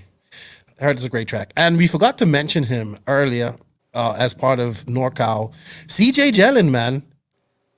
One of the fastest guys out of NorCal right now. Been super impressive with the races he's go to. What's your thoughts on what's the first word that comes to your mind when you think of CJ? The first word for CJ is he's fast. Super fast. He's super fast. He when we go up to A main to go practice, mostly we go to A main on Sundays to go practice, and CJ's out there, and Brad and I are there, and probably Philip is there too. And just watch he just runs laps after laps after laps at that track. And he's so precise with that car. It's from his X-Ray when he ran X-Ray to now running Kyosho, that I think he's one of the fast youngsters coming out of NorCal with CJ, Kyle Turner. You have Kyle Layton coming up now. I mean, there's some fat Jermaine Robinson coming up. And then I think CJ is just a little bit above those guys though, because he's like correct. made world A mains and all that stuff. I just want to see him race more. But I think he made both final, made DNC and Silver State here recently. So it'd be good to see what he does at the Nationals. All right, man. That's all I have. As usual, we planned this to be short and we went long, but it was a great conversation. Thank you for your time. Thank you for believing in the No Name RC podcast. Is there anything anybody you would like to thank or say before we sign out here? Yeah, I'd like to, obviously thank Brad. We've had a great adventure. Man, we started way back in the 90s. Racing together, traveling together, to now what we've come up, with Lugz Racing, ProRC.shop, where that's gone. So I want to thank him. And then come out with TLR, Horizon, OS. Lugz, Pro RC, JT Bearings, VRP, Flashpoint Fuel, just kind of all the people that kind of believed in me when I got back into the sport. And, just kind of helped me along throughout the way. And, I'm very grateful for the sport and very grateful for what it's given to me then and what it's doing for me now. And even for my son, what it's bringing for him. So it's a great thing to get into. And I'm proud where we are now, for me as a racer and Colin, and then even for Lugz and for Pro, and, to have Brad and I, our friendship kind of go, coming along with this and get the business going and get stuff done. And just, in the end, it's gonna be something very special in the end. That's going to be something to be proud to be a part of. Awesome, man. If I ever get to racing again, which I hope I do, I'm going to get me some Lugz tires and try them out. We need a tracker, but hopefully I get some racing while I'm in America. Hey, you guys, check them out. Like I said, it's a small company made by racers. You just heard the man. They're out there running these tires. They're racing them. They're not gonna give you. They're gonna give you the real answers. So go up, hit them up. If you're at a track and you see him, go up and see him or Nibs. Talk to him. If you're interested in getting some of these tires at your hobby shop or just running them, hit them up. I believe you can even hit them up on Facebook if you want to do that, or IG. And let's help spread the Lugz love, man, and let's get this tire around the world, not just in America. So, good job, man. Thank you for all your support. Thank you for your time, and I look forward to seeing you again. I don't know when it's going to be, but hopefully sometime this year. And I'll be following your son's progress because I love the young kids, and that's the future of RC, not us old farts and 40 plus. That's right. It's those young guys. If we don't groom them now, there won't be no 40 plus races in 25 years. So, that's true. Thank you for your time. Tell Nibs I said what's up. And yeah, lugsracing.com, everybody. Check them out. And if you want to get some now, save some money, use the promo code NNRC Lugz. It will be in the written description of this podcast. Thank you, Bryce. Go get some rest and have a good day, man. Thank you, sir. Have a great day. I appreciate all your time. Thank you. Sun City RC Raceway, the home of El Paso's world-famous motocross-inspired 8-scale off-road track. The Showers family has over 20 years' experience creating one of the premier tracks in the USA. Their world-class facility has everything: handicap accessibility, covered beds, skate starts, space for parking RVs, trailers, and lights for night racing. Follow SCRC on Facebook under Sun City RC Raceway for updates, upcoming races, or host your own race. So, you've been a long time supporter of the podcast, and we've become friends over this time. The owner of House of RC, he's been on this podcast a few times. I'd like to welcome Mr. Conny Svennson. What's up, Conny? How are you? Hi, thank you, Keenan. Always great to be back here. Yes. Big shout out. Congratulations. We made noise about it, but he was kind of working behind the scenes. You're collaborating with EFRA. That's good to see. Explain exactly what your role with EFRA or what the collaboration will be with them going forward. Sure. So it's actually, we're going to take this step by step and really see what can EFRA bring to House of RC and what can House of RC bring to EFRA. I think what House of RC has is the whole community part. So to bring all the drivers together all the tracks, the clubs, and into one place, because then we can start building really interesting features to bring in new users to the hobby, but also have user profiles and things that EFRA had already been thinking about. Now they can really rely on House of RC to provide that content. So we'll have a couple of ideas on how to do that, and I'm going to show one of them here. And then also from House of RC, we really want to have engagement in the platform. So what we want EFRA to kind of provide is to get all the federations in Europe to backing this, to get their drivers and clubs and stores to sign up for the platform, because that's first when we create this kind of network effect. When everybody is one place, then we can start doing really nice things. And I've been talking about this, how important it is to get the content, the data, and the users in there. And now we're actually close to 3,000 people, so it's growing steadily, and we've seen an increase and an uptake in the last month. So that is, love it. And I think now people are starting to talk to each other and kind of invite their friends. So I also want to add, because I know that you have been kind of, discussing and critical. Yes. Critical to EFRA and the way they're working.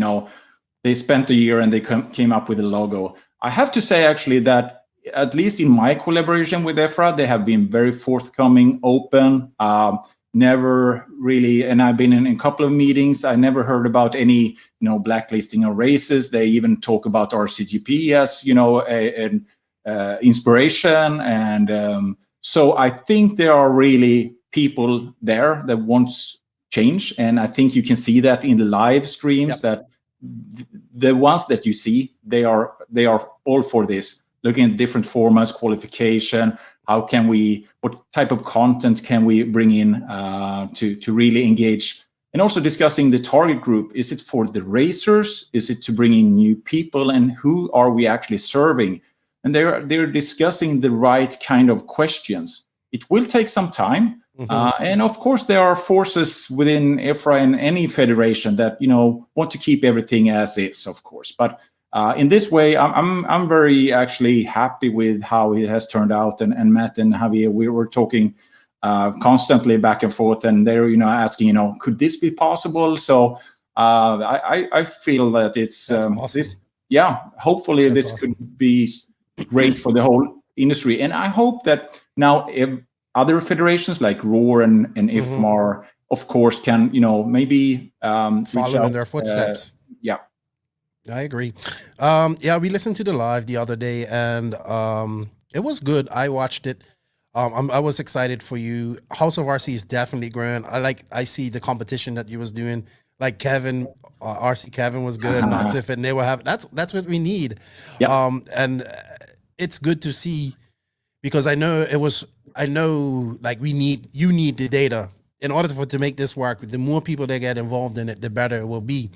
And it's just hard to get, even me, like when I'm like, how do I do this, Conny? And you have to go and explain to me.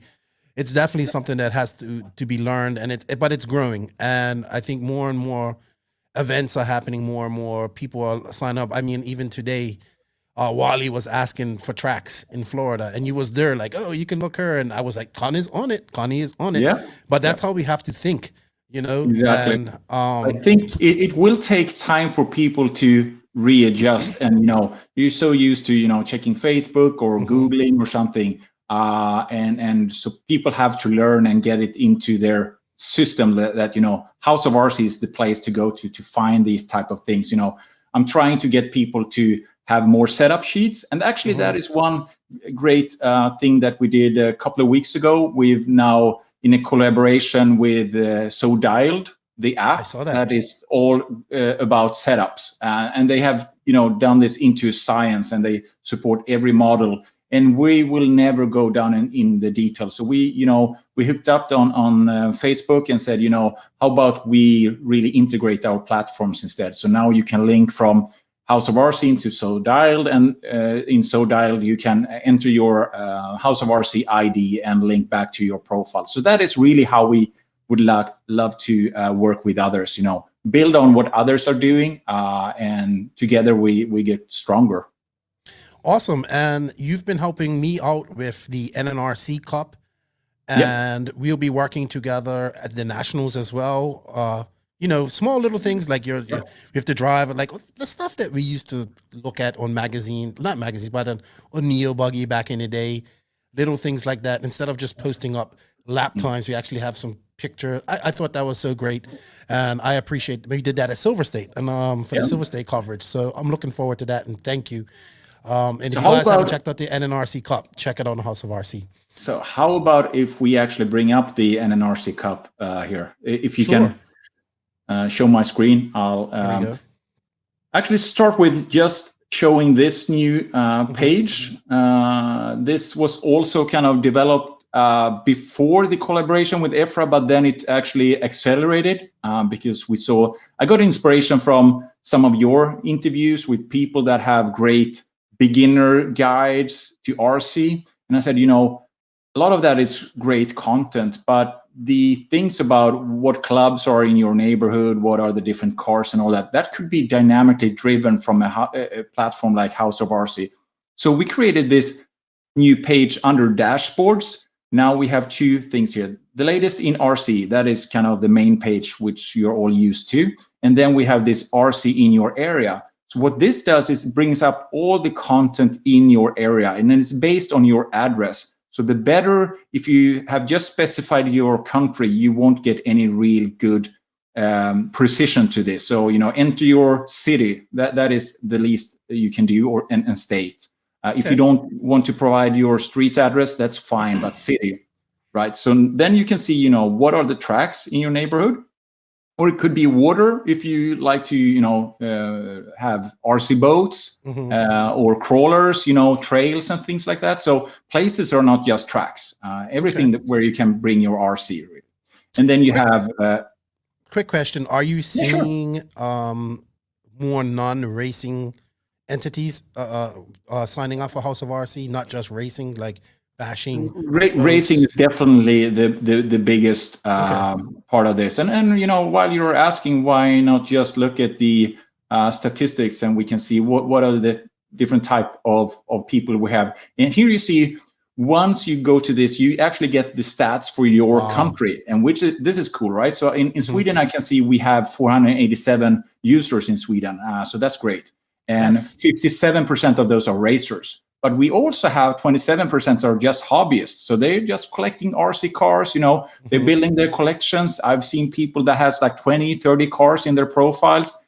And another hidden feature, which we haven't really announced and talked about a lot, is when you build your collection, you can go to your car and then you can see other owners of the same model. And all of a sudden you can connect with everybody that has, a Kyosho or whatever, car you have, but you can only see it if you add cars to your collection. So that is great, and that is how we can start kind of bringing people and bring them together, which shares the same interest for some sort. And then you have bashers, of course, and even others. But I would lie if I didn't say that I would like to see more, crawlers, plane pilots, boats, and that kind of people. Looking at categories here, we can see that cars is the dominating category, of course, with 75%. But also we have boats, 7.5%. So you can see it is really House of RC. But it is because I have this network of people that race RC cars. So, but I really would like to get into those other RC categories. So if you're out there listening to this, you're interested in this, please contact me and say what type of different forums and Facebook groups and things can we get in touch with to bring it in there as well. Because it's built from the ground up to handle all type of RC really. We need to get Mark. You need to get Mark Santa Maria. I know. I tried to contact him, and I don't know if you have a direct line in there. Because I'll talk to him. I think this would be good. And, I think he can connect that basher market, and eat all that stuff. Yeah. Which is really good, and it would be good for his market of people too to get more exposure. In fact, I'll talk to him. Yeah. I'll message him. So for new users to RC, you could sign up and just go to this page, because if you say your type is beginner, you're actually taking to this page directly. So this would be your default start page, and you have some resources here. You know what you need to know about getting into RC, but you can also find people close by to you, so you can contact them and say, you know, can I come and watch, when you race, or, what type of cars do you have? Or you can actually go in to see on their profiles what type of cars they have, because it's always a good advice to buy a car or a common brand, which many people uses at your club or local track, right? Okay. So this is a new place. And it also only gets as good as the data in here. So if you don't have all the stores and tracks in your area, please add them. This platform is open for anybody to add content in there. It's not us from House of RC that adds content. It's the community. Mm-hmm. Awesome. So let's go to the NNRC Cup, and I also updated the search feature here. Yes, because I couldn't see. I was like, Conny, I can't see this font, and then I was like, we kind of have to write the whole thing, like maybe just NNRC, and you fixed it within a matter of hours. So thank you. So and you needed a function where you could share a link or URL from the app, and I provided that. So under the green create button, if you click on that in your app, there's a way to share the current page, so you can share it in your social media and other channels. So this is the NNRC Cup, and this is set up as something called the rankings or standings event, and anybody can set up, at your local club, you have some, club ranking standings. You can set it up, do this. And if you're a supporter from an organization standpoint of the platform, like NNRC is, of course, if you click on the name or NNRC, you can see, you're a supporter. Yeah. Awesome. And then you have access to some special cool features, the ones that we showed for the silver state. So clicking on standings here, and it's called standings now, not rankings anymore, right? Yeah, somebody, it was fun. You know who actually messaged me? Rick from Top 25 Rankings, and it's like, I think Americans get rankings and confused, and that's when you had the rankings on there. And Rona was like, but we have Top 25, because we're not competing with Top 25. No. They're a ranking system. Exactly. We're doing you didn't know that Top 25 is on House of RC as well, actually. Yes, so he is. We have a collaboration there going on as well. And here you have this dashboard. So this is only available for paid supporters like NNRC. And you get this super cool kind of graphics instead. And this is great, showing all the brands and supporters of the different drivers. I really love this. Now, people may ask why. I had a few people ask me, why is this blank? Or what? Because these guys need to get off their butts and make a profile. Like Brandon Rose, we don't have nothing on him because we know what he drives, but he needs to go in there and make a profile for himself. Yeah. So he can do it. So it can be, this is great for their sponsors. We don't have a picture for him there. So as you said, it only becomes as good as you feed it with content. So many of these drivers, we would, of course, love them to get in here and manage their own profile. So the last thing, while we're at it, we're talking about events here. And we've been contacted by a lot of different organizers that wants to set up events, series, and all that. So I would like to just do a really quick run around how you set up a series, because it could be a little bit tricky, of course. And as always, the green button in the lower right corner takes you to create any type of content in the system. So in this case, you want to create a race or event.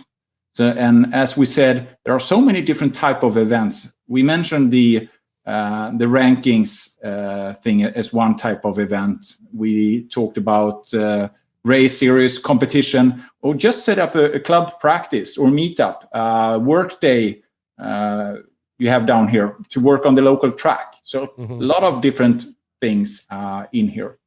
So if you want to set up a series, of different races. You start with setting up the series itself.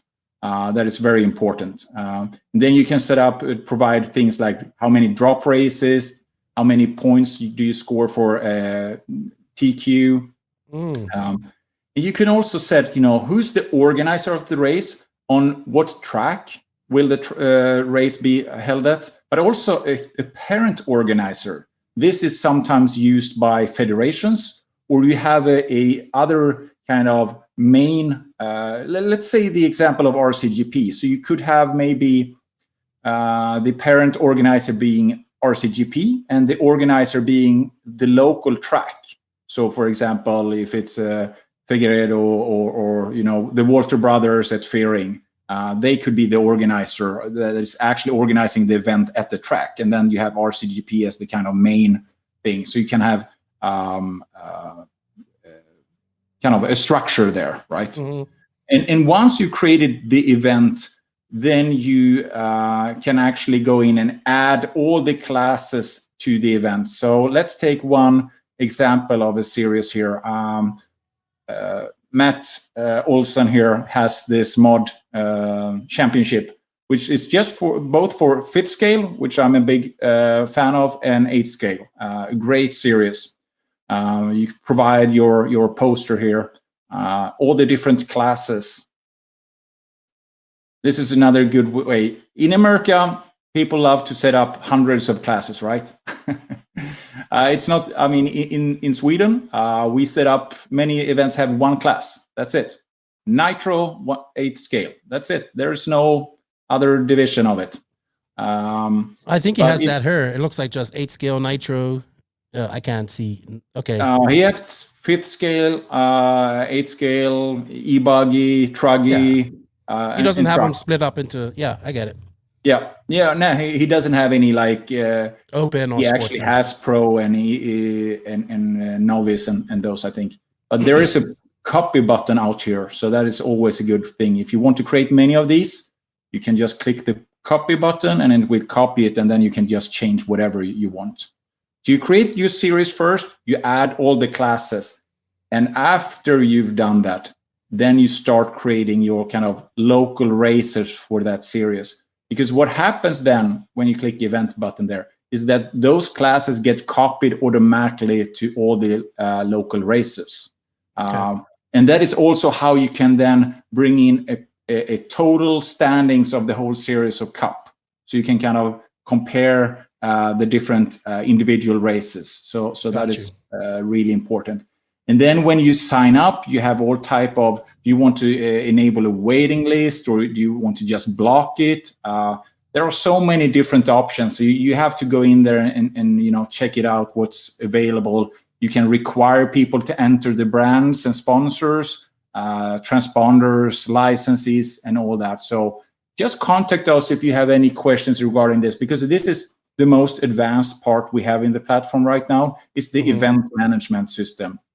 And I like to stress that it really is, I think, above and beyond anything else out there. As a supporter, you can also add sponsors to your event, so they show up on the page, and of course link to their profiles and all that. So that's an extra service that you can provide to your sponsors, that they actually show up with the event. But we're starting to kind of have certain features just available for organizations or users that are subscribers, and it's just $5 a month for users, $10 a month for organizations. We don't think it's too much to ask, and then it's also see it as kind of a Patreon ship. If you really like what we're doing at House of RC and you want this to live on, we have development costs, server costs, and all that.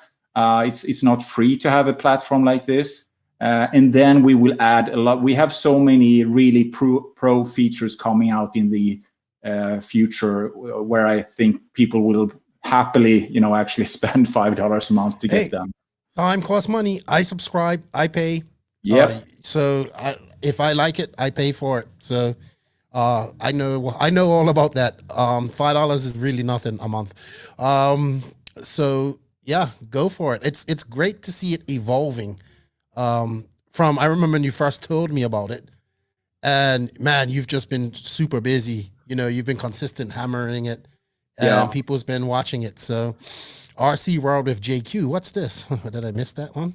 Yeah. So again, this section here, links and resources. Anybody can add a resource. It could be whatever. It could be blog post. It could be a link to a video. So this is I don't know who is, Rafi Diaz is posting this. Stefan Recobe. So anybody, this is open for you to do this. You can like and share these different. You see, you have a little like feature there. So really, build content, community, find all the stuff here. Awesome. I think the app is cool too, because I've been using it just to get my it has everything like Circus RCs there, live RCs there, and I could just scroll through it and see it. I know it can be a little bit busy on the app. You always say it's better to use this on the desktop, which I would agree. But sometimes you just got to use the app anyway, so it doesn't matter. Anyway, I mean, if you're on the go, you need to use the app, of course. But there is a lot of content, a lot of data. It's really challenging to create a good user interface for the mobile. I think it's good, but I would say it's better on the desk, of course. Yes, bigger screen. And I also like to keep track of all these stats. You can go here and check, what are the biggest countries? United States, of course. Then we have Sweden, local supporters. That's good. And then we have UK and Canada. They're really close by. France has actually picked up a lot in the last couple of weeks. I don't know. So this is so funny because I see some users, they share it in their local communities and forums or groups, and I have no clue about it. And then I just see spike in users from a certain area, and they set up their events. It's almost like being this fly on the wall and look into people's RC lives. It's really fascinating. Sweet. All right. Well, I'm glad that it's growing. Like I said, we'll be working together here in the next week or so when I go to the nationals, and it's snowballing now, Connie. So that's good, and that's a good thing. It is. And before we leave, we have to check out this thing. The question of the day always, right? What is it? Is it Nitro is the glory and e-bike pays the bills? Let's look at the. I see that. That's not good. That's a good sign right there. It's too close. When we had this the first time, I think it was very close. It was like 45 or something. Now it's 50% electric and Nitro is 41. So can't have that. Electric is picking and going away with this. Them e-buggy guys, all them e-truggies, see. And I'm one of those gas guys down there. Oh, I know that. 8.5%. Sweet. Awesome. All right, Connie. Well, thank you for coming on and explaining some new items here on House of RC. Remember, people, the more people that join this, this isn't about racing, just RC racing. This is RC, period. Drifting, scale trail, boats, airplanes. What else? RC. Yeah, I would love to get drag racing on here. No prep guys should go in here. We have that as a class. That would be a dream to get them in here. Yes, after that big race they had this past weekend. Oh, yeah. Good stuff. So go to houseofrc.com, fill out your profile. You can become a supporter if you want, but, that's up to you. But Connie, trust me, this is a passion project. He has a real job. This is just something he's doing on the side, and because thank God. Thank God this isn't paying the bills. You'd be in trouble. But it's a lot of work and time and effort, and Connie is very responsive to improving things or suggestions, and he just, if you have any questions, you can contact him or House of RC, or contact him on Instagram as well. Go on his profile, and there's all his links. Yep. Cool. All right. Connie, thank you for your time. Thank you for your help with the No Name RC podcast. Oh, look at your servers looking all. Look at that. And here, look at this. So dialed here. So this is how it shows up in my setups. So clicking on this will actually take me to the So dialed service. So we have integrated this way, right? Yeah. Yeah, this That's is like- my collection. 20 cars in here. Is that like $1,000 worth of servos right there? That is, not really, but yeah. Fifth scale is, we don't talk about money in fifth scale. We just Your wife would race. kill you. My wife wants to kill me now. I just got something in the mail this week. All right, Conny. Good. Your profile is really nice. Really nice. Yeah, so this could be an inspiration if you want to know what can be done, adding your links and resources, setups, but also really add, the events that you're participating in and the results. You can add them here after the fact. So the event itself doesn't have to use House of RC for signups or results. You can add that event and then the results to build your kind of profile and kind of your resume of RC. So good stuff. I think, yep. You're going to see more team managers utilizing this here. I bet you at the end of this year. I hope so. And I think there is a community out there. One of the sponsors of this show that is actually building their community on House of RC. Who's that? I don't know. Yeah, who could that be? A company starting with Mayako. So that's another feature and service that we provide for Mayako's community. They can actually see them, where all their users are and all that. And it's a premium feature because they are supporting the platform.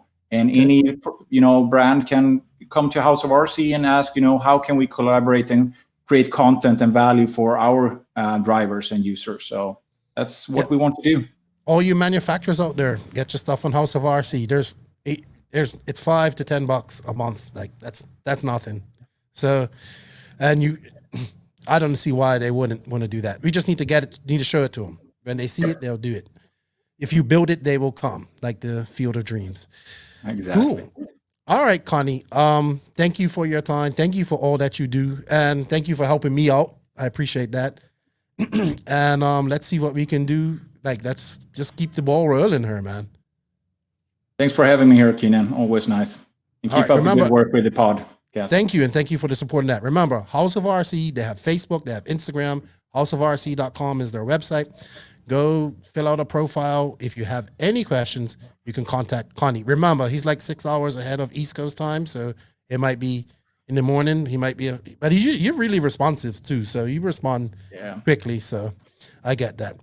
All right, dude. Well, thank you guys. Thank you, House of RC. It's growing. I'm happy to see this for you. All the hard work is coming together, but it's still lots of hard work left to do. So it never stops. Always improve. Sure is. All right. Talk to you later, Conny. Thank you for everything.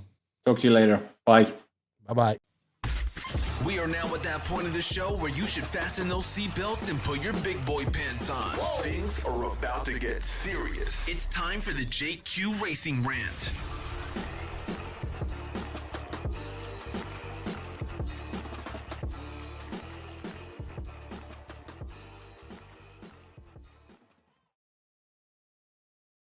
Hey, Max, we're going to do a conclusion, but I do have a small rant that I thought we can do before we do our conclusion.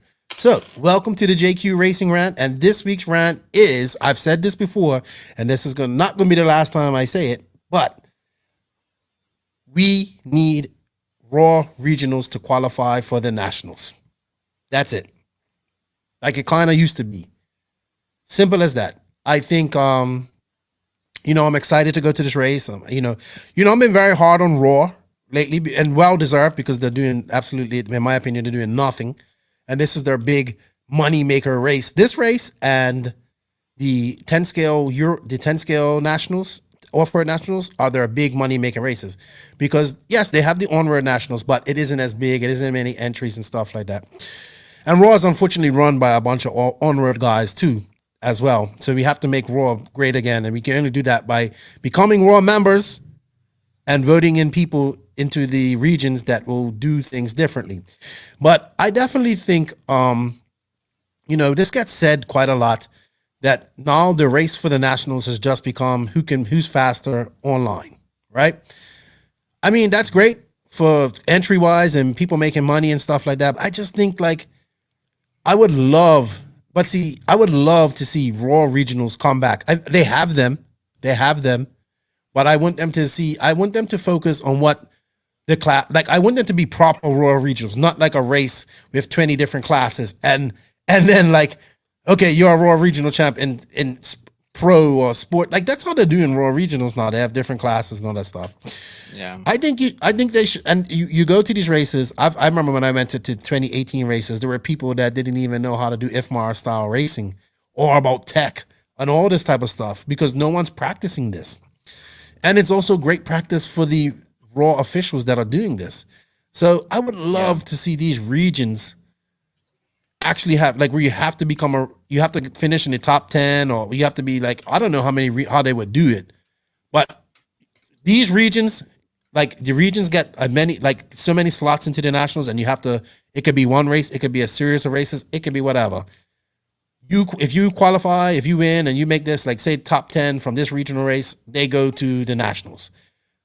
And then you can open up entrants for everybody else, I think, to fill in the other entrants. But I just think it would make this more,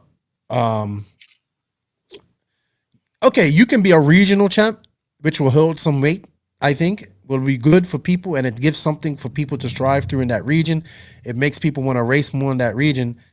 I'm not saying they're going to be a national champ, but I would also present the regional championships at the nationals. Like, you know what I mean? So here's your national champ, or here's your regional champs. I don't know how many, maybe 10 regions. So each person that this is the regional champ for region 2 of these states and whatever.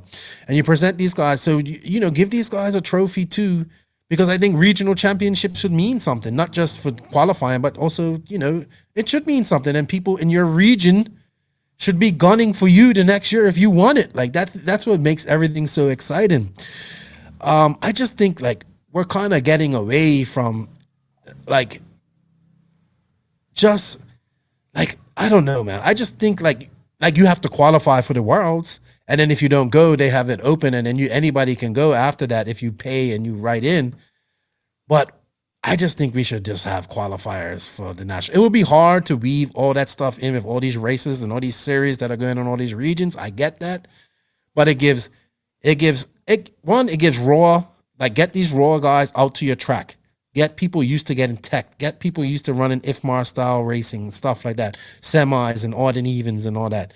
So when people get to this national level event, they're not starstruck. And like you can still say, hey, I'm the regional champion of this. I may not be a national champion, but it's still like you can be the Finnish champion. Okay. Or the Nordic champion like Joseph. And yeah, I don't know. How does it work in Europe? Do they have to qualify for the Euros or how does it work? Yeah, so pretty much the way it works is you have your national championships, and for example in the UK it's pretty crazy. So they have it so that, for example, well, I'm gonna say first how it works. So it's so that like they finish somewhere in the nationals, and that qualifies them for the Euros. So every country has their nationals, and then they have their own system of qualifying. So let's say if it's Finland, it's the combined last 2 years. Some countries just the last year, and it's whatever. But UK is the craziest in this because 1 year the Worlds were, because we use the same system for qualifying people to the Worlds. So 1 year the Worlds were, I think it was in Finland, 10 scale Worlds. I'm not 100% sure, but I think it was in Finland, the 10 scale Worlds in 2011. In Vasa. So yeah, so Bloomfield hadn't run any 10 scale. So he in UK, but he was like, he won the World's warm up. So he went to the World's warm up, won it or finished second, podium anyway.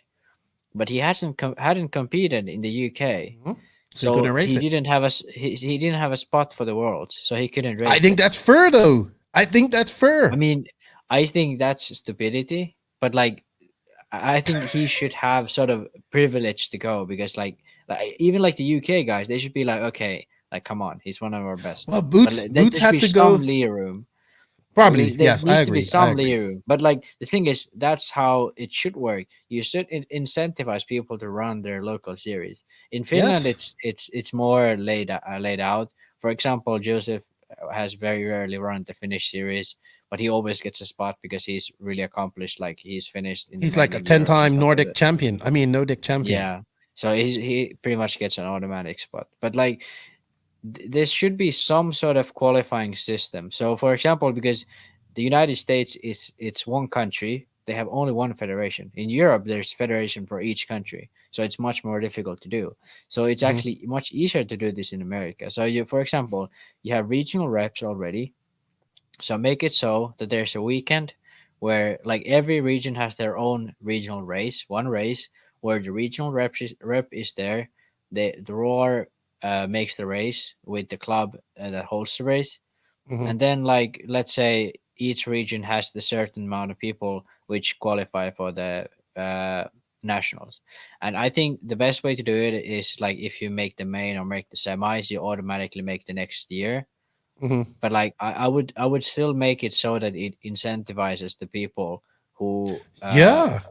finish high to go to the regionals. And I would say the biggest thing is to make these races like good races. If you Mhm. like nowadays the regionals are just like some club race, then just slap there. This is a regional Nobody race sticker cares. on it. It has Yeah. no significance. Yeah, so make it so that there's actual regional like races, so that a roar like a rep goes there, and there's something like actually going on. There's tech, there's only nitro classes, and stuff like that. So make it seem official. Make it so that there's a certain amount of qualifying spots. You can make it so that the semis of last year get in straight away, but like this sort of who's fastest online is an idiotic system. It's Oh, dumb. but It's the dumbest it thing is ever. dumb. And It is dumb. so But at least that's have some qualifying system. And to I me, agree. like the craziest thing is you have a country where it's 330 million people living, at least. That's the last time I checked. There's 330 million people living there, and you have only one race in a year, which is national race. And that's only national race the whole country has. Imagine how many people that is in one race. In Europe, there's most countries have a series, and like then we have an Euros on top of it. So like I feel like sort of like of course you have regional races that are like club races and all that, but it's to me it's incredible that how so big of a country doesn't even have like state champs. Like is there really any state Well, that championships? yeah, but that's anybody can just put like this is a state championship. It's Yeah, one but of like my biggest official, pet peeves. yeah, yeah, like official roar managed There state champ. there isn't none. There They aren't they have many. regional Yeah, races. They have regional races, but what they try to do is because everything's about getting as much entries, it's about you got all these different classes there. You know what I mean? yeah. And this But is you like know, why I like the nationals. This is the one race in America where you can go and see where you're really at. You know what I mean? yeah, If you're a exactly. young up and coming racer, you can say, well, DNC, yes, DNC, all that stuff. But this is truly the race where I think you will be, because there's, everybody has to run the same class. You're running the buggy side exactly how it is as for the worlds and how it is for the Euros and many other countries around the world. And this is where you can rank yourself. Like this is like I know if this was like real world, this would be like your ranking. You know what I mean? Okay, you're number Yeah, one. But we don't have that. I also call this the heartbreak. This is the dream shattering race too, because it shatters a lot of dreams. Like people think that regional guys that think they're fast or whatever, or local guys, they might be local to the track. They think they're fast, and they think, well, I'm gonna show these pro guys, and then like the one, I don't know, what's the low, like a 164 or something like that. I can't remember the even odd numbers, but they wait on the line, but it's just like, oh man, I just like, I don't know, like I just think that it comes down to like my whole campaign to make Raw great again. We need to get people into these regions. I would prefer off-road guys. They don't have to be off-road guys, but basically younger guy, women, man, whatever, that are into RC and want to see change, right? Because we need to bring one weekend out of the year. You can have a regional race. One weekend, in a region, you can race one weekend of the year where you do it like how it's supposed to be done with IFMAR style mains and all that stuff. No sportsman, intermediate pro. Everybody under one class. You can still run. You can still run Truggy because Truggy is going to be run there too. You can run e-buggy if you want. I'm fine with that too. That can qualify you. That e-buggy can qualify yeah, you for the e-buggy nets. You know what I mean? yeah. But So running like running like 40 plus sportsman. No, like that's all just, of that's yeah, gone. run it ladder system, run it a 3-day race, run it so Yeah. that it's a proper race. There's tech there. It's exactly the same as the nationals, but it's just a regional race. You can only Yeah. like attend from your own region. And then you will be a regional champion, and then you earned your, Yeah. like, if you win that to me that means you're the top dog in that region. You know what I mean? Yeah, So everyone's gonna be exactly. it just makes things so exciting. But Raw doesn't give a shit, and it's obvious they do care about the money they're gonna make off these races, though. They definitely Yeah, care that's about the that, thing. and all Like, the membership that they got for sign up for this race. That's what they care about. yeah, and the thing is, like, the regional races, like, it's not like Roar is gonna lose money on those. They're gonna make money on these races if they do it properly. Exactly.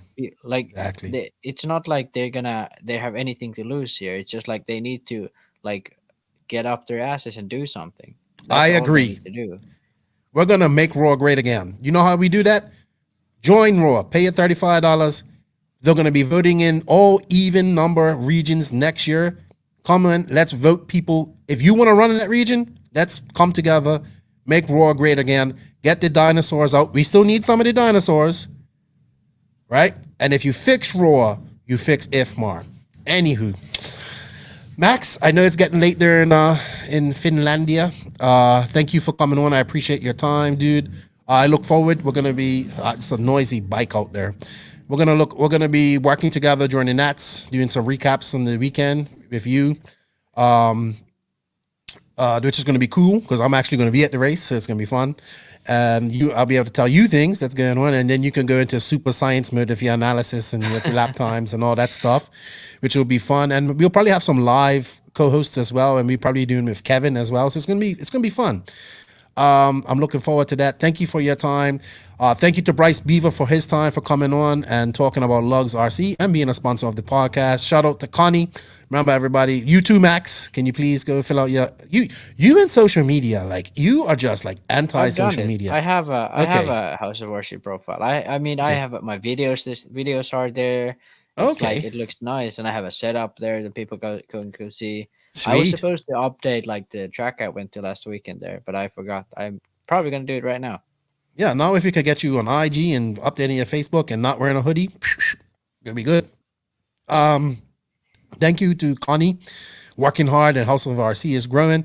Thank you to the NNRC squad around the world. Love you guys like life. Thank you for the support. Thank you to the patrons of the NNRC. Love you guys like life. Thank you for all the support. Go hit up Max's YouTube channel. Get him. Let's get him to 1,000 subs. He's not to 1,000 subs. I can't believe it. But you haven't been pushing your channel. You gotta be a little bit more I gotta proactive. now. I hope if I get more track time, more racing, I'm being more motivated to put stuff out there on the channel. And as I said, I'm trying to get a video out each week now. I said that a million times already, but like before, and I like missed the deadlines. But I'm really trying right now to get the Awesome. videos done. So Sweet. yeah. Well, you know what? Thank you to all the awesome sponsors of this podcast. Without you, we can't do it either. You help keep these bills paid, and that everything matters. Shout out to Mayako, TNR Fuels, Beach RC, Hitec RC, Sun City RC Raceway, Tekno RC, Manscaped, Lugz Racing, JQ Racing, Racecraft USA, Papa Willie's Traction Tonic, Wally Builds, RCGP, JQ Threads, and House of RC. Remember, everybody, showing the sponsors some love shows the podcast some love. Max, if you ain't grinding, you're sliding. Nitro is the glory. E-Buggy pays the bills. And remember, hard work beats talent when talent doesn't work hard. I look forward to seeing everybody at the Nets. Please just come up to me if you see me and speak to me. I will speak. You know, Max, I speak to everybody anyway. It's probably going to be a 10-minute conversation if you do come speak to me, or longer. I cannot wait to get back to America. I'm so excited. Woo! I am ready to get back and smell some nitro, Max. You know what, Max? It's time to end this show. You have anything to say to the RC world before we go? Keep it peaceful. Have fun. Lefty and Max out. Thank you for listening to the No Name RC podcast. We greatly appreciate all the support and love from you, the listeners. Without all of you, none of this is possible. Special thanks to our patrons on Patreon. If you wish to support the podcast further, you can at patreon.com/NNRC podcast. As a patron, you will receive early releases, special content, and patron-only giveaways. Also, please follow us on Facebook, Instagram, and our website, www.nnrcpodcast.com. Remember, nitro is the glory, but e-buggy pays the bills. If you aren't having fun, it doesn't make sense. And if you ain't grinding, you're sliding. Lefty out. Nitro is the glory. Nitro is the glory. Nitro is the glory.